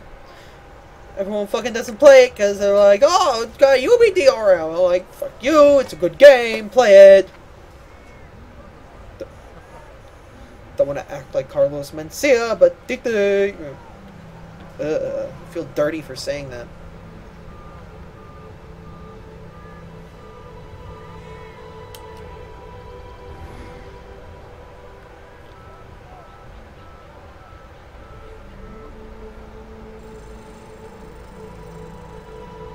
I could probably expand out to here and be good. Yeah.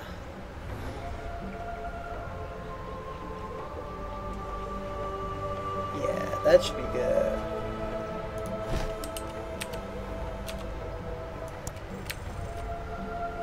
Fucking Carlos would see. You motherfuckers are steals jokes. And then after the fucking end of it all, he's just like, of course I fucking steal jokes. Guess what? Everybody does that. And they're just like, yeah. But they're not a big of a dick about it as you are. You're just kind of like Super Cockmuncher. Super Cockmuncher! Okay, Super Meat Boy music.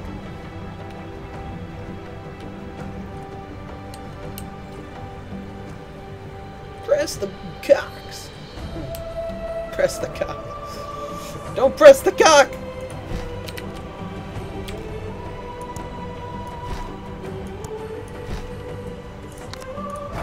I was making that gap there so that I know.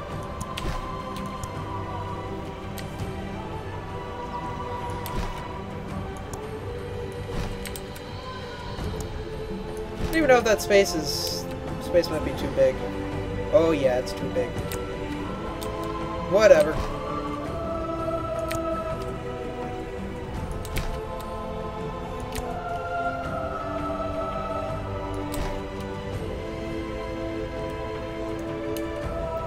Wow, they made the port worse than the first one? Oh my god, I am not fucking playing that again. Fuck you guys. Fuck you guys. Fucking not playing that fucking shit again. I was done with that.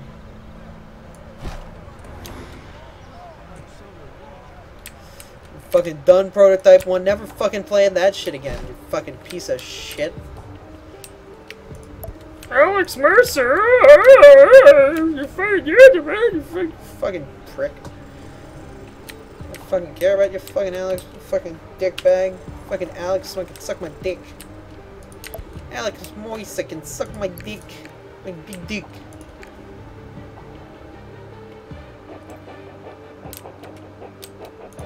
Prototype 1 and 2 are about the same. Well, yeah, I could have told you that.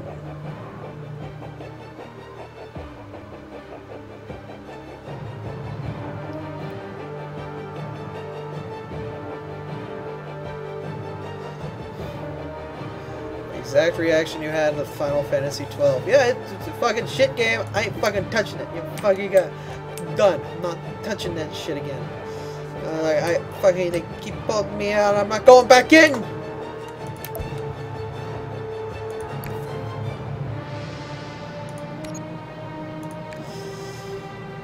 I'm never fucking playing that fucking prototype again.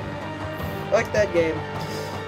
Fuck it in. If the game had an ass, I would say fuck it in that, because it doesn't even fucking deserve to be fucked in the ass. That's what the game is.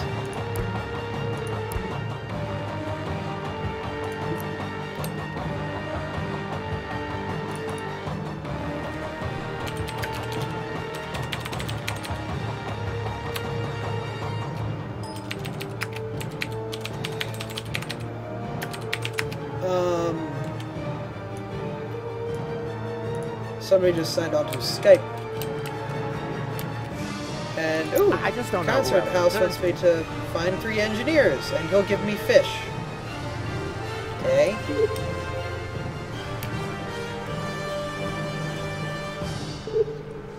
I need to find 3 engineers. And I'll get fish, thanks.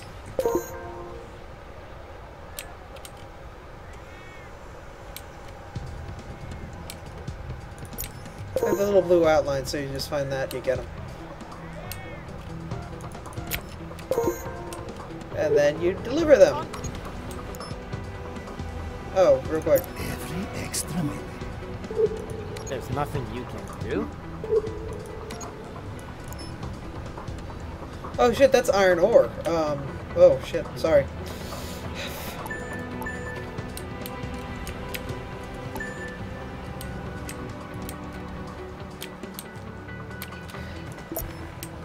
That's not this, that's this. I'm the fucking special one, ain't I? Ugh. Anyway, I'm an idiot. Uh-oh. No, no, no, no, no, no, no, no, no, no, no, no, no, no, no, no, no, no, no. Game saved. How many times did you tell? Oh, fuck.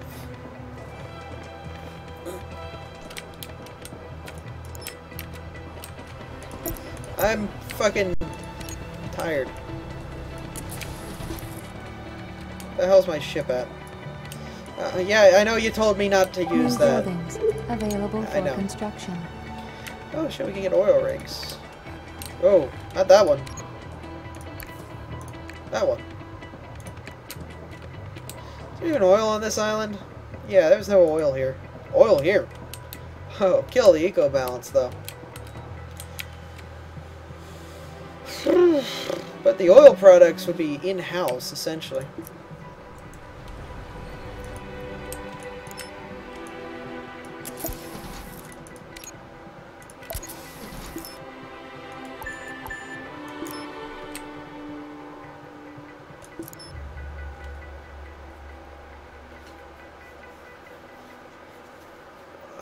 Rubbing my faux beard. Because it's very scratchy, actually. I should shave. Like 5 o'clock shadow. Probably even less than that. Still. So what I'm going to do in this world is I'm going to focus on the hydroelectric dam. This guy. This is going to be a very big moneymaker for me. Because this guy generates 500 power and does like negative 100 to the eco. But that isn't all that much. Because I can easily reverse that. And I can get an upgrade for this thing that makes it generate more fucking power and does less damage. Wait, you forgot to deliver the people. Well, you don't know how much this... Thanks for the fish, dick. How is it going? Good news. It's been. Alright, so what was that Eden thingy that he gave me? Yeah, I know, you're not too happy. All energy producing buildings on an island. Maintenance costs down. That's good, I guess.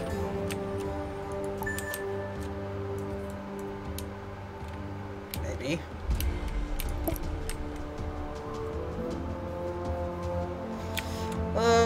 Okay, what was I gonna do? I was going to make... shit.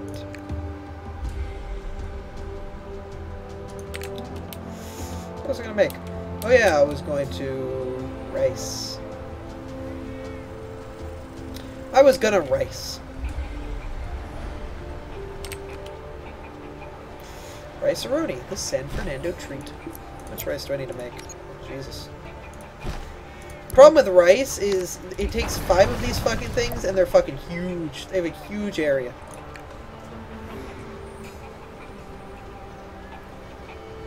I wish I had this game. Too bad Ubisoft don't do correct conversions to dollars in it stinks. There's probably a way you can get around it. Really, game? You're gonna do this to me on the day of my fucking daughter's fucking like anniversary or some shit like that? I'm fine. Whatever the fucking quote is.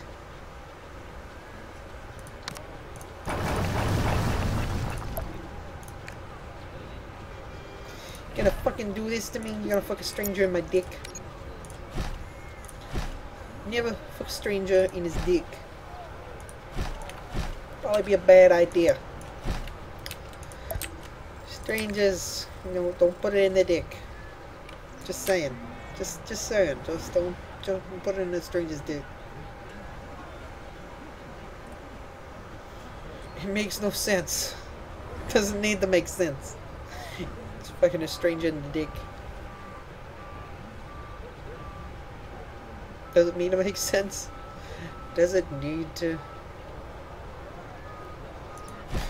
Never fuck a stranger in the dick.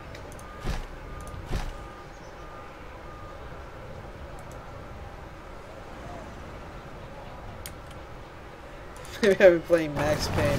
I don't have it installed, so I don't think I do. Oh yeah, Steam, Vast broke Steam today, and I kind of lost everything. So I spent a good portion of my day reinstalling everything from Steam. Took a good while, but eventually got done. And it's actually pretty weird reinstalling everything from Steam.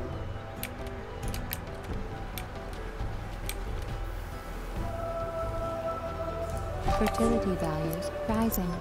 Oh shit, I can't put that there. Because it's kind of in the... Oh god damn it. Look at how much fucking shit it was.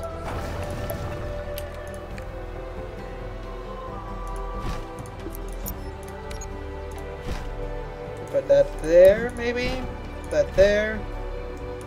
That there, and that there. What I'm going to do is this trading route, which delivers wine. Warning. Production This is the breakdown. right one. That needs to... Vegetables. Offset vegetables.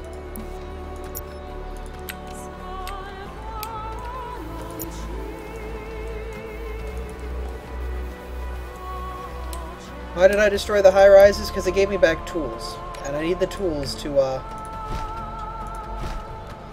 have a bunch of games. Welcome out. Oh. Yeah, you have to disable, like, Avast, and it's fucking weird. Or you can just add it to the exceptions list and try to reinstall it. Avast just hated Steam today, and it was annoying. I have not played the original Max Payne. Good night, Doom. Sleep tight. Don't let the bed by... Oh, Sigma's going to bed. Okay. Good night, Sigma. Have a good night, and hopefully we'll see you next stream. Get some good rest? I don't know. Sleep tight. Don't let the bedbugs bite. Unless you want them to. Oh my. I'm gonna stop here, because I'm gonna creep some people out. Probably get the police called on me. Fine not having that happen.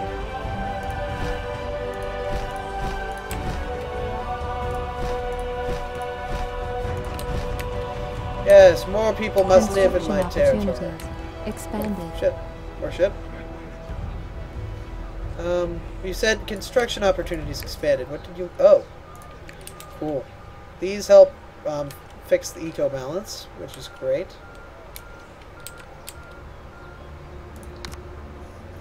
So what I'm going to do is destroy these, and then pop one of these down, and guess what? Registering energy shortage.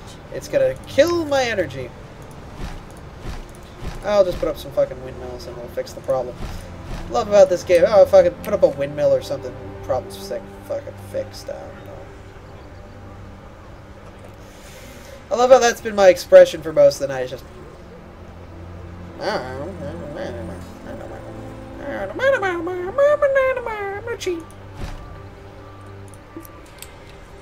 Welcome to HomeStarRunner.com. It's .net. No, it doesn't say that.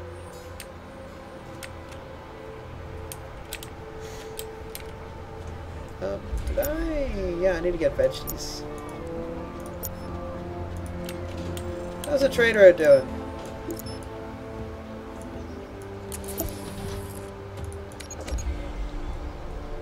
Yeah, I guess it's already in and going then. Okay, so these are less money to maintain apparently. Whoop de fucking do!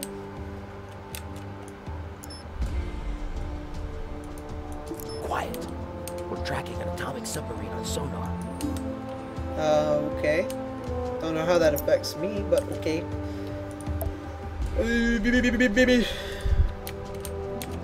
Nut job. What, are we not producing tools over here? What? Oh. I'm confused. But I think that's normal for me nowadays. Yeah, it's Blade! Ever get to star in a sitcom? Just kill me, please. I'm already dead inside. I'll just be finishing what God started.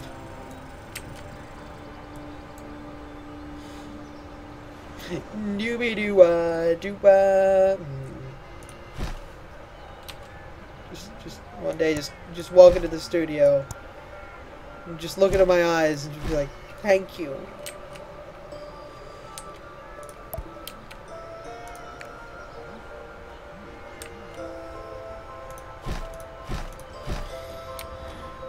Well, this is like a good sitcom, like How I Met Your Mother. If it's like Full House, oh man, off with my head. Just do it. Just do it. I ain't got nothing else to live for. They already took my humanity.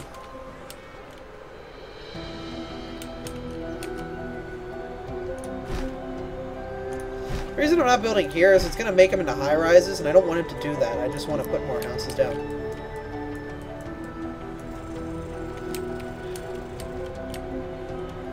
I'm waiting for all of these high-rises to get fleshed out so I can fucking do the next fucking part. I need to make burgers, goddammit. I need to make burgers!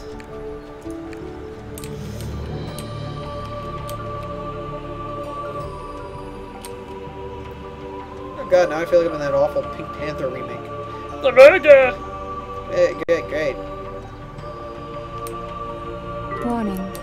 Production breakdown. Damn it, did you deliver the thing yet? Good, there we go.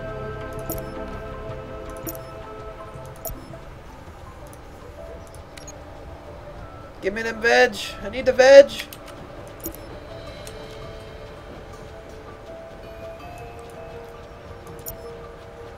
Must construct additional burgers. There we go. Now we got like sushi. You can really be getting made. proud of yourself. You can get I really am anyway. proud of yourself. Kind of creepy. Gay. You're making microchips. Microchips, but you're not making communicators. Okay. Oh, okay. Yeah. Okay. Okay. Okay. Yeah. Okay. Yeah.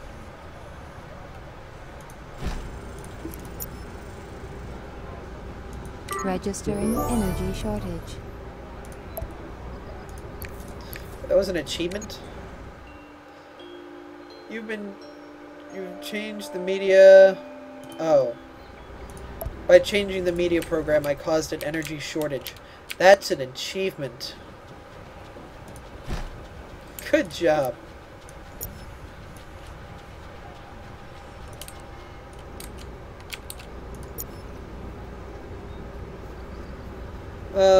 Okay, so this increases the growth period and makes shit cheaper for the people.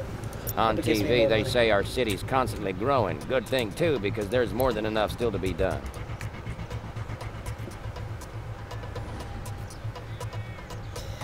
Okay, my town's full of rednecks. I'll be fine.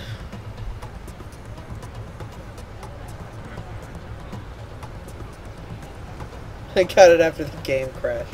Well, I guess in a way you were helping test the game. I love game devs that are funny like that. It's refreshing to see a game dev that can, you know, slap themselves on the knee, you know? Just be like, hey, you got the game when it crashed. Yeah, get an achievement. You son of a bitch. What? Oh, okay.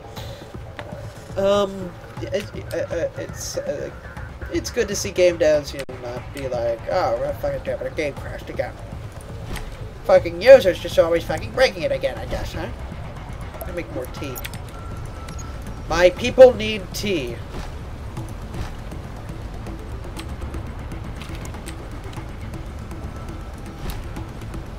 Almost unorthodox. Huh. Maybe even paradox. Or, wait. Paradox got bought out, wasn't it? Didn't it?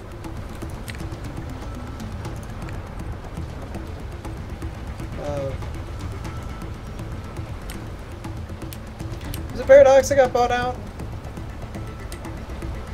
I forget.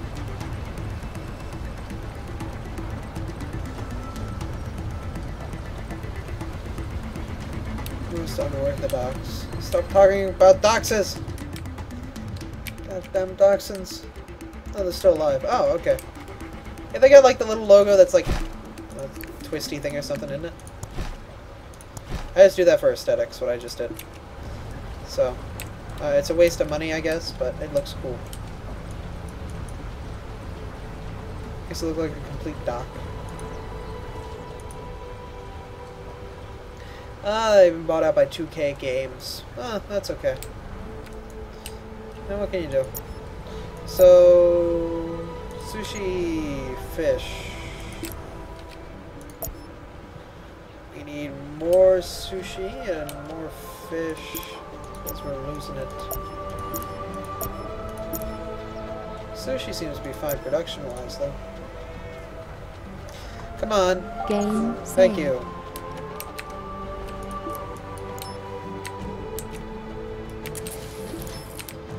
You come back with the drinks. You come back with fruit. Okay. Alright, so what do I need to build here that I can't build there? I don't think there is anything I can build here that I can't build there. So there'll probably be something later on that I need to transfer over or Registering something. settlement Actually, of an island. Probably be a good idea to build a port. Actually, look at that. It's almost like they're conjoined or something. There's someone standing here. Are you blind? Yes? I thought you'd never notice, Bill. You dick. I've been blind for all my life! So, who just acquired land? Have you come along? Oh, Eco Guy. Why do you have a space claw?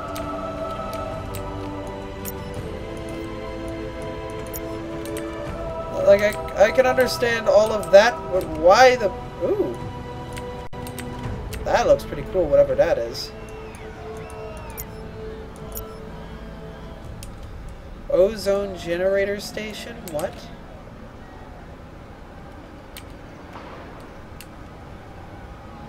Oh, so you can pay and they'll, like...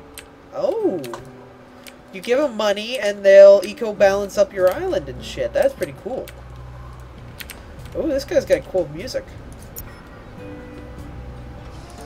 You can use our ozone generator to keep the eco balance on this island stable. Do you want to test it? Your decision.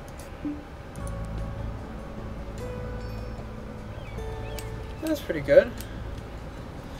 You don't need to connect the fisheries with roads. I know. I just like the aesthetic of it, though. There's a little bit of aesthetic when it comes to stuff like this.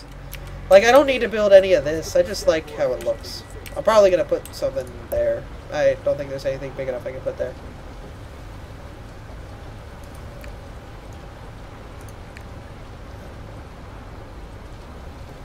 Next time that makes it look better. Maybe stream longer because of the rant? No, I was actually kind of planning on telling you guys what the whole thing about that was. I wanted to get that off my chest, you know, and tell you guys about it. I think you guys deserve, you know, like an explanation of what happened back then. Lifestyle, which is communicators, which you guys aren't even making a fuck ton of. Alright, so. I want to make another communicator plant. Enough resources for it? Yes, I do. Registering energy shortage. God damn it.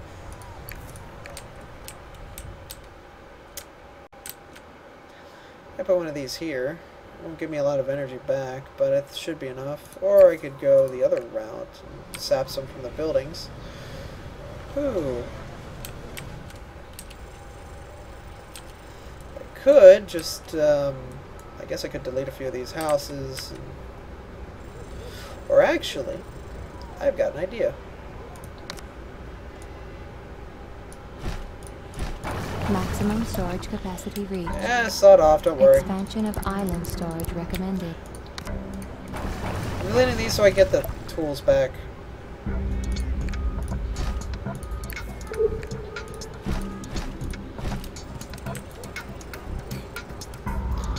Don't worry about the island storage facilities game.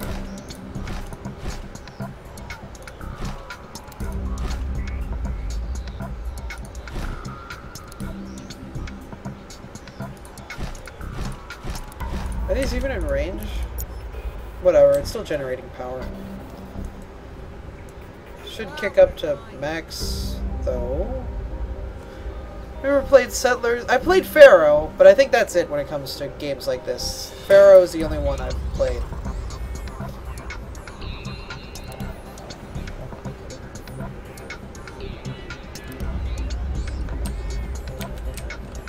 I'll probably put one of those over here and get some more out of it, too. If I need the power, I will.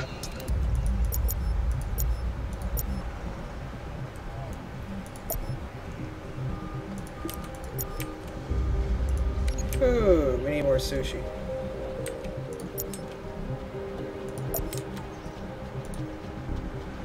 Warning. Need for community not met. Shit. Are we supposed to slave ourselves to death? The fuck? Dude, you had a road right there.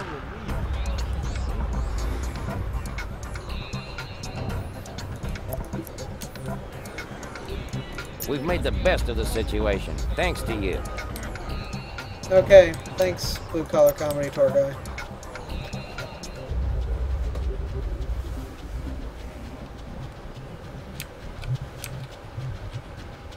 Punch, punch, punch. Pick, punch. It's all in the mind. But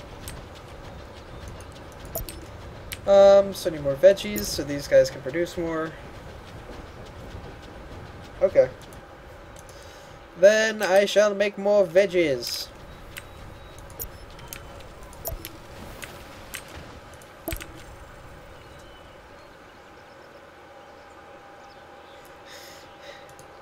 Rafa's not too happy about what Settlers got reduced to.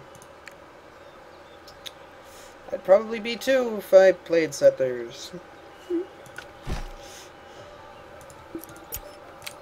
Oh, that kind of goes right into the path of, yeah, I might as well just put it over here then. 1, 2, 3. 1, 2, 3. You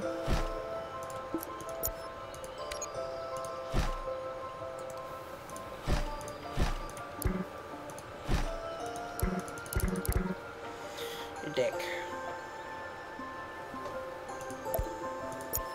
Look how it's already at 106%.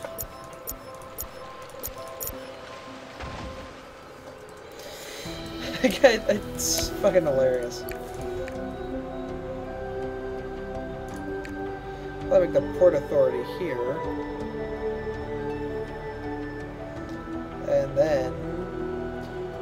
I don't know.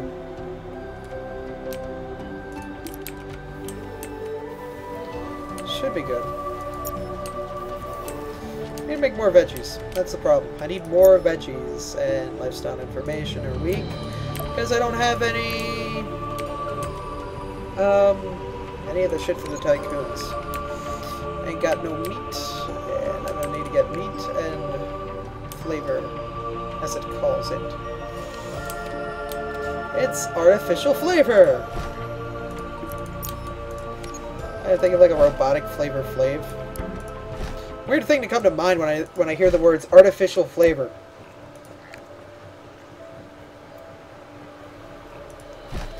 Then again, you had to be a robot to do what he did to...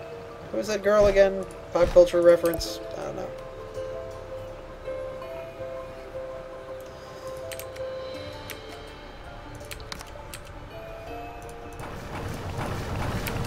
Was it Brie Olsen? Ah, fine, whatever, fine. Pop culture reference! Pop culture reference! I'm so witty. Energy supply Jesus. inadequate. Alright, well then I guess I'll make a windmill.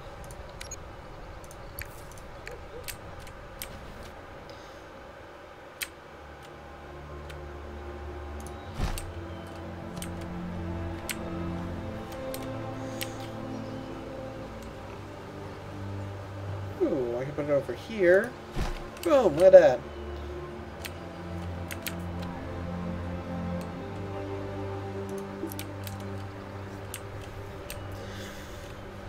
Alright. So I deleted those houses just so I could get the tools from them, and then I'll just place them back down. I'll rebuild them later. Need more fish, though. Need more tools to get more fish. I'm making enough money. I think I can start buying, like, fish. Or buying tools. I think it'd be a smart idea to start buying tools, because I kind of need them, and they're the thing that it just doesn't generate for me. I'm just not generating them fast enough, you know? And they're cheap, too. It's not like tools are expensive.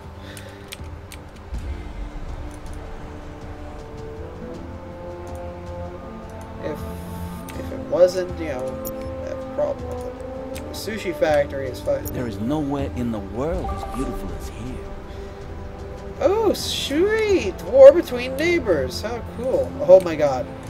There's supposed to be a whaler out there. Oh my god. I wanna actually see this. Warning. Production halted. No Oh question. shit. Ships are the linchpin of so. Oh shit, he's going crazy after this kid.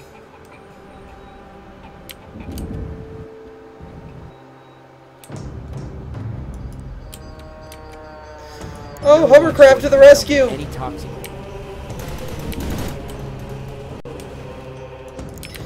Oh shit, here we go! I knew these guys were gonna kill each other. And the train ship's going. Oh, don't worry, guy, I'm gonna come. Oh god! I knew these guys were gonna murder each other. Oh, here comes another warship. Our fleet may not be the most modern. I can smell this war My happening. oil will Oh my god, they're gonna... Oh shit! It's over! Ring the bell, he's out! He is out! He's O-U-T out! Oh my god, he's actually gonna kill him too, because they're eventually gonna damage this ship to the point where it slows down. And then it's just over. The hovercraft will catch up and murder him. Sluck off, you dumbass! You better pull your goddamn ships back. whole world would stop. Global trust is a global. Yeah, you better fucking get ready to run. Sokov Transnational uses God. Well. Oh, fucking hell. No questions. This mission. He's got an army, too. Oh, fuck no, I'm not gonna get my face beaten in. He has got a long way to go to get home. Call peace an treaty. important forward. Throw the white flag. Oh, his ass is gone.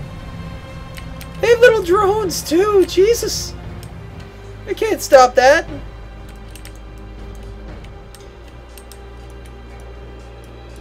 My These are oil little will patrol ships, too. Oh, what are you running?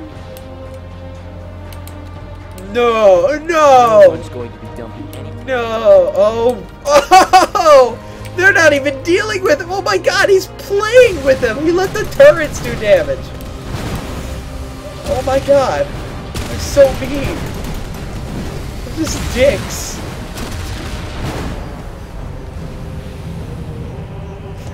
He just let the drones do the work.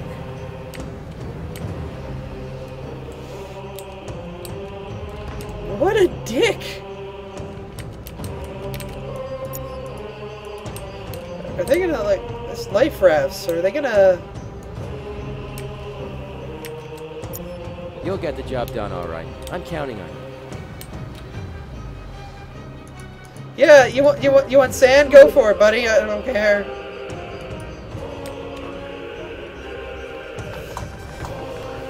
I need sand to search their find. Yeah, go for it.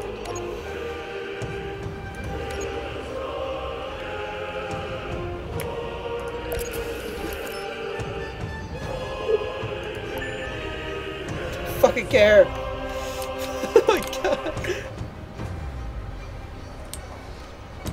What, Rafa?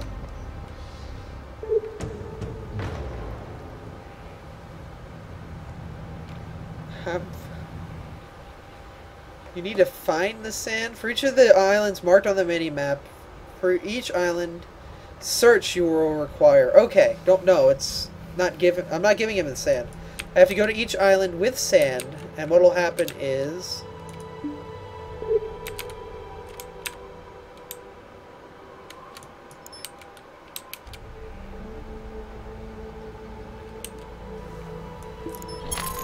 You see?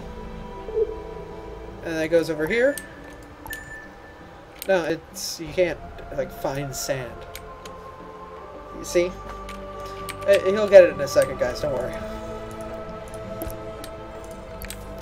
I make a bird muncher. Yes, I did. I think we're meat though.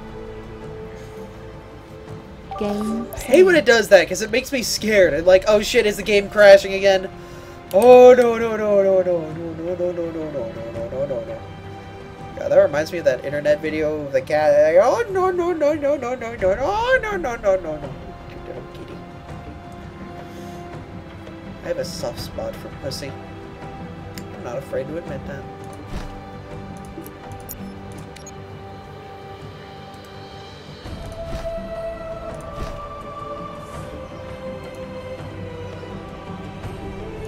Why does saving have to make it feel like I'm gonna crash?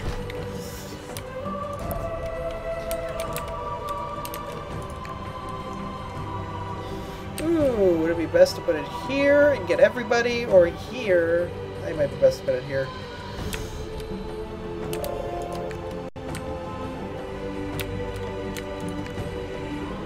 I prefer information too.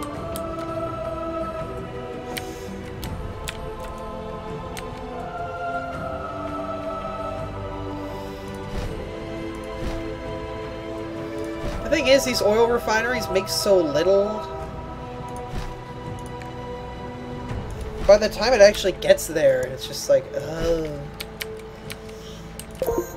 Oh, hey, how you doing? Where's my... There you are.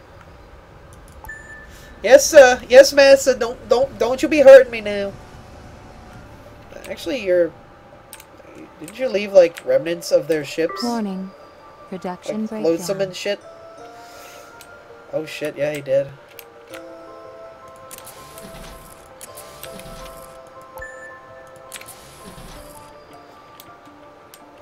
And life rafts too. It kind of scares me.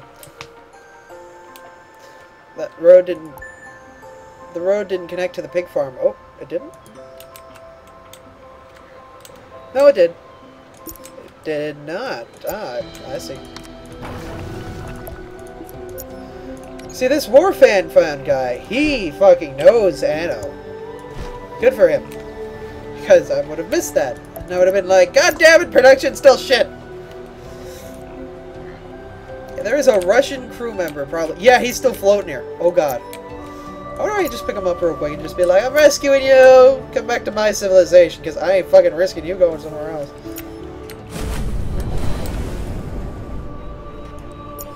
I'd probably just pick him up real quick and be like, yeah, whatever. I just saw a body in the ocean. I picked him up. I don't care. It's a person. Fire Oh, discovered. shit. This is why I leave the center area open. Can you keep stum? This matter is strictly confidential. Fine, mister. I just kicked everybody's ass. The company has other plans for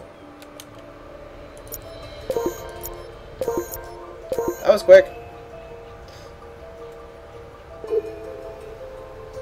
I'm a little scared of the green offensive because they're kind of offensive, you know? Not offensive, like offending me, but I mean like scary. A mission with no complications, I see. You really pulled out all of it. Oh, great. I got one of those from the other guy, too. Great.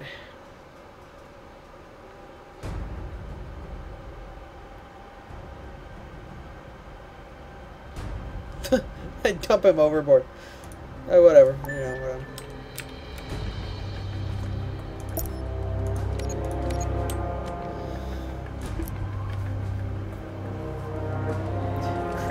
expensive green fucking scaring me, man. That fucking guy's a murderer. He's like, whatever. Fucking kill that bitch in cold blood. Word for you. We're gonna use a butler. God damn. They are hardcore.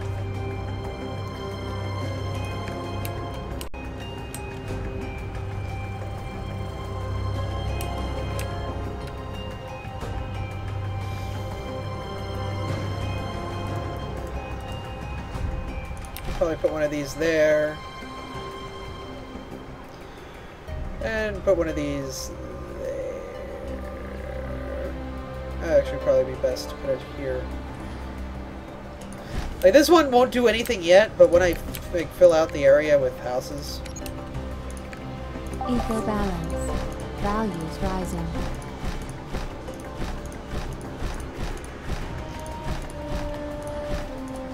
Hey, happy, happy, joy, joy. Where's my ship? Where are you at? There you are. Alright, since you... Wait, one of you. Stop. Whoa.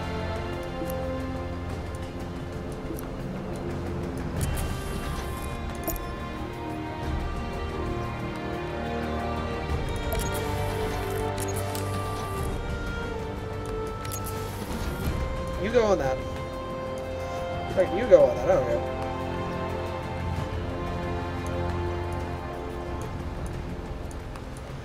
I don't fucking care. Fucking sand, I don't get...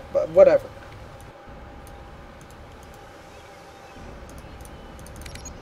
Fucking monsoon, you head up here. I don't know what the fuck I'm doing with the butler. He's just kind of sitting in my inventory now.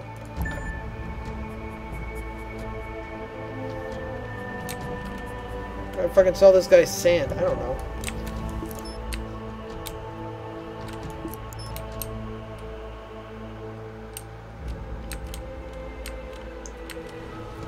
Oh no!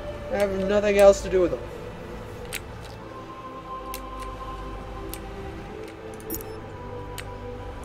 More fish.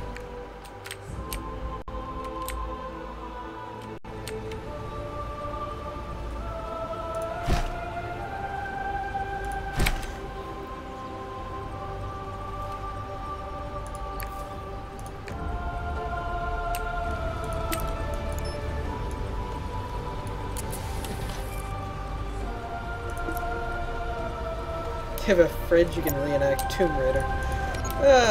Fine. Alright, this is good on the alcohol. That's always good. TGIF. I have the weekend off too. Ugh. Why am I not making more concrete?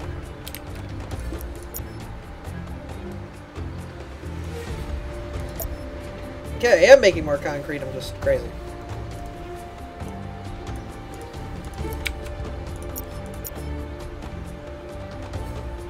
Your mission. And this operation is a total success. Yeah, I don't care. He scared me, mama. He scared me. He fucking just like fucking played fucking... He just fucking raped the other guy. He was just so quickly over. How does that happen? There's someone standing here. Are you blind? Yes, I told you this already. Oh, look at that. Good old seaport. I'm just gonna flush this out. Hey, dockyard. Where are we supposed to find the wonderful lad? And I'll probably put stuff there. Like a warehouse or something. Music's kind of overpowering me a little. Or at least it is in my headphones. Not for you guys, though. I turned the game volume down. I just love the fucking sound of this game. It's just so fucking good. You can really be proud of yourself. I ain't any of yourself. There's someone. So we got rice.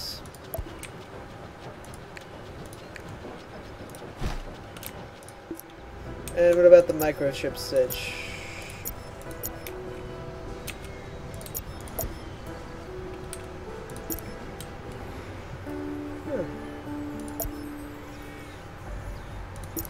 guess we can make another microchip factory. That would be good. I heard that the employees are gonna strike unless things change. Where? Can I build one of them for you guys? Oh, I didn't. I'm waiting for... Alright, come on. Waiting. Come on. We'll build eventually.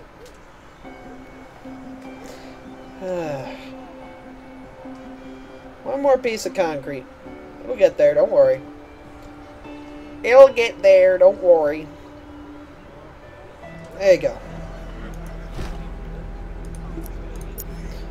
Registering energy shortage. Would have gotten that achievement again, wouldn't I? Guess I could put the building up that makes it so that I get energy back from all these buildings. I'd probably delete this road right here. Registering oil spill in this region. Oh, hey, what's up? Real quick, I'm gonna pop you down. Registering energy shortage. 1 fucking second. There. The fuck this oil spill? Oh, was this? Oh my god, wait a second. Did the environmentalists have an oil spill? Oh shit, no, I know what they did. It wasn't the environmentalists. Hold plus while you're just watching. It speeds up the game. Oh shit. That's pretty cool. I know what happened though. In their little green paradise. I know what happened. They took out one of these guys, one of the big ships. One of these guys' ships carrying oil. These oil leaks. They took out one of them and it fucked him over. Yeah. They destroyed the Russian and that destroyed the Russians' everything. Why isn't he not building ships though? I mean, he's got these little fuckers, but they're not gonna... Our fleet may not be the most modern, but it's still... Most modern? You're kicking the fuck out of Rusky over The here. company is top. Before these... You're crippling him. You're killing his production buildings. He can't make any more. Can't you put a fucking turret down or something, dude? Look around. No company works more efficiently. Yes, but your company's about to get leveled by eco-nuts. I wonder if I can settle a peace. Maybe. Where you follow? Hey, Welcome to Sokov Transnational. It's risky for you. What can I join? guess I can't have them not fight each other.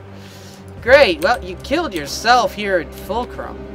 Because of your fucking stupid shit.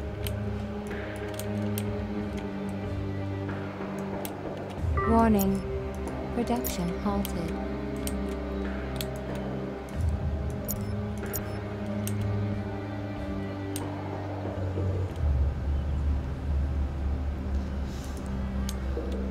Damn it. Yeah, whatever. As long as it doesn't affect my islands and my fishing, I'm fucking happy. If you're gonna be an idiot, go ahead. Just don't fuck me over too, dickface. It's true.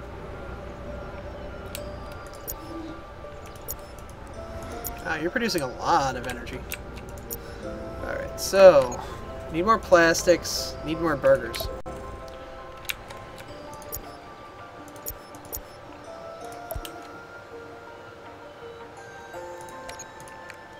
Alright, let's go again. Hello again, Spaka. Welcome back to Let's Alive Anyone Us who wants to browse through my... live stream with Blade 999 and 302.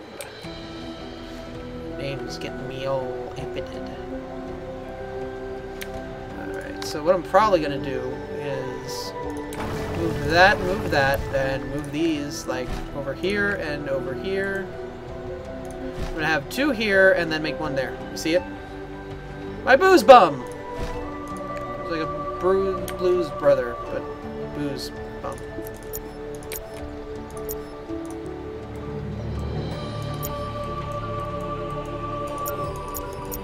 Oh, I'm glad I didn't have to take care of that myself. Yeah.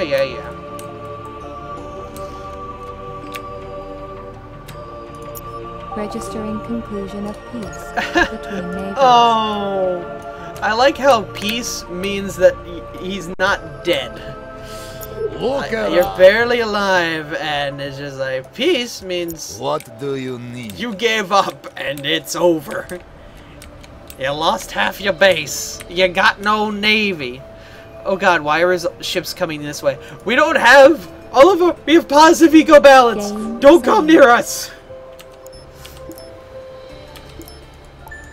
What more do you want? God, what more do you want from us?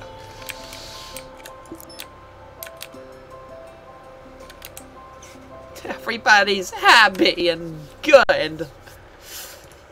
Don't kill us. We don't have the means to stay back, to stave you off. Actually, we could just pop a few turrets down. It's a friggin' war. I don't have the means to fight said friggin' war.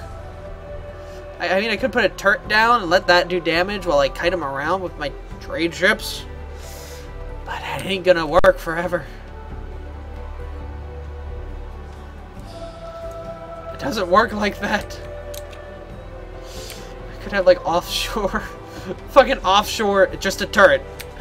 It just stays there, do damage. Just fuck up everybody you can. I got one fucking warship.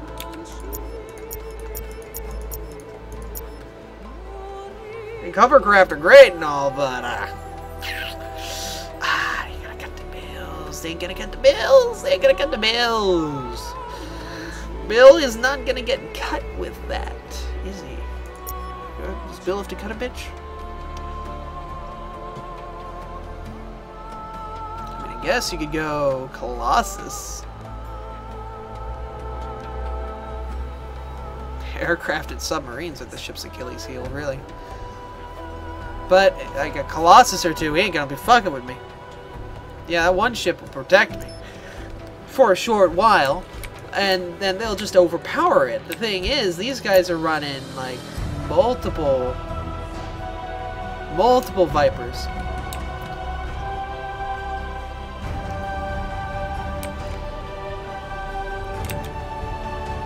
And I don't have the means.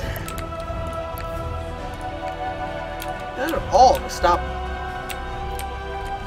They're gonna beat my face in. That's not a gentle thing, is it? Built 7 offshore turrets. Yeah, because that'll work. There's no way they could stop that. Oh, I guess we cluster them all in a small area. And then use warships to drag them in, but I don't think it'll work that well. You know?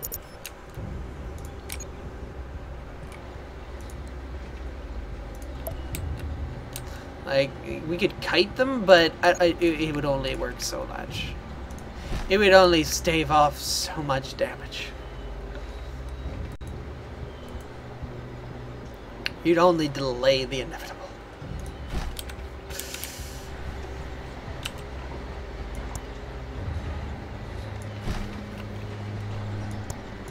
That sounds like a machine for pigs. Ha ha ha, I'm not playing Amnesia, so... Fuck anybody who thinks he can make me. I am never fuck Amnesia, fuck that game, I'm fucking done playing it on straight. Fuck you in the fucking dit. I'd probably put something in here. Yeah, like that.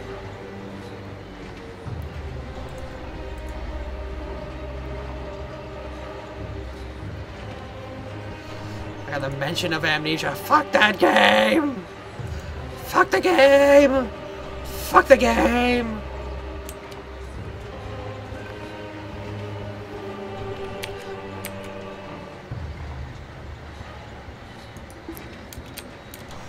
Alright, so these guys don't have a lot of oil.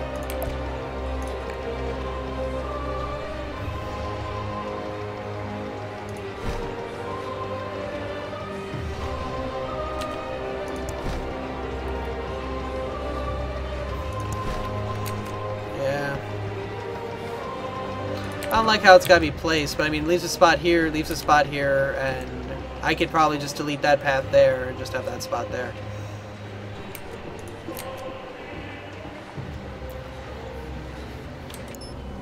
You have shown great vision.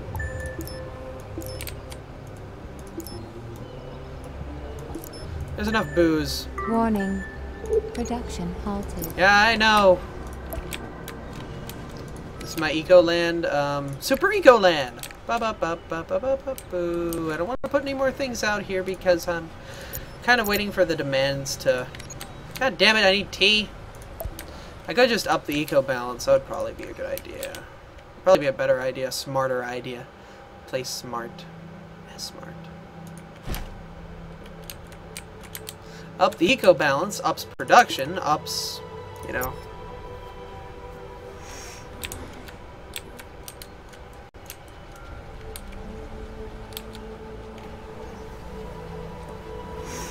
British fucking invasion for them teas leaves. I ain't gonna give them no tea. The only tea they can get is Mr. T.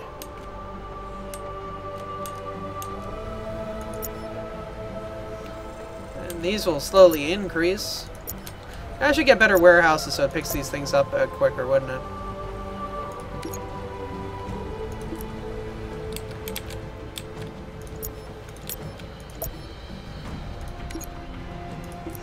That'd be a good idea.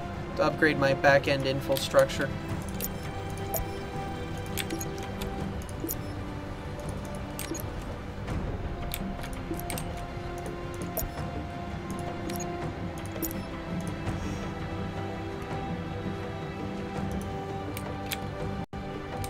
That also expands my storage a bit, doesn't it?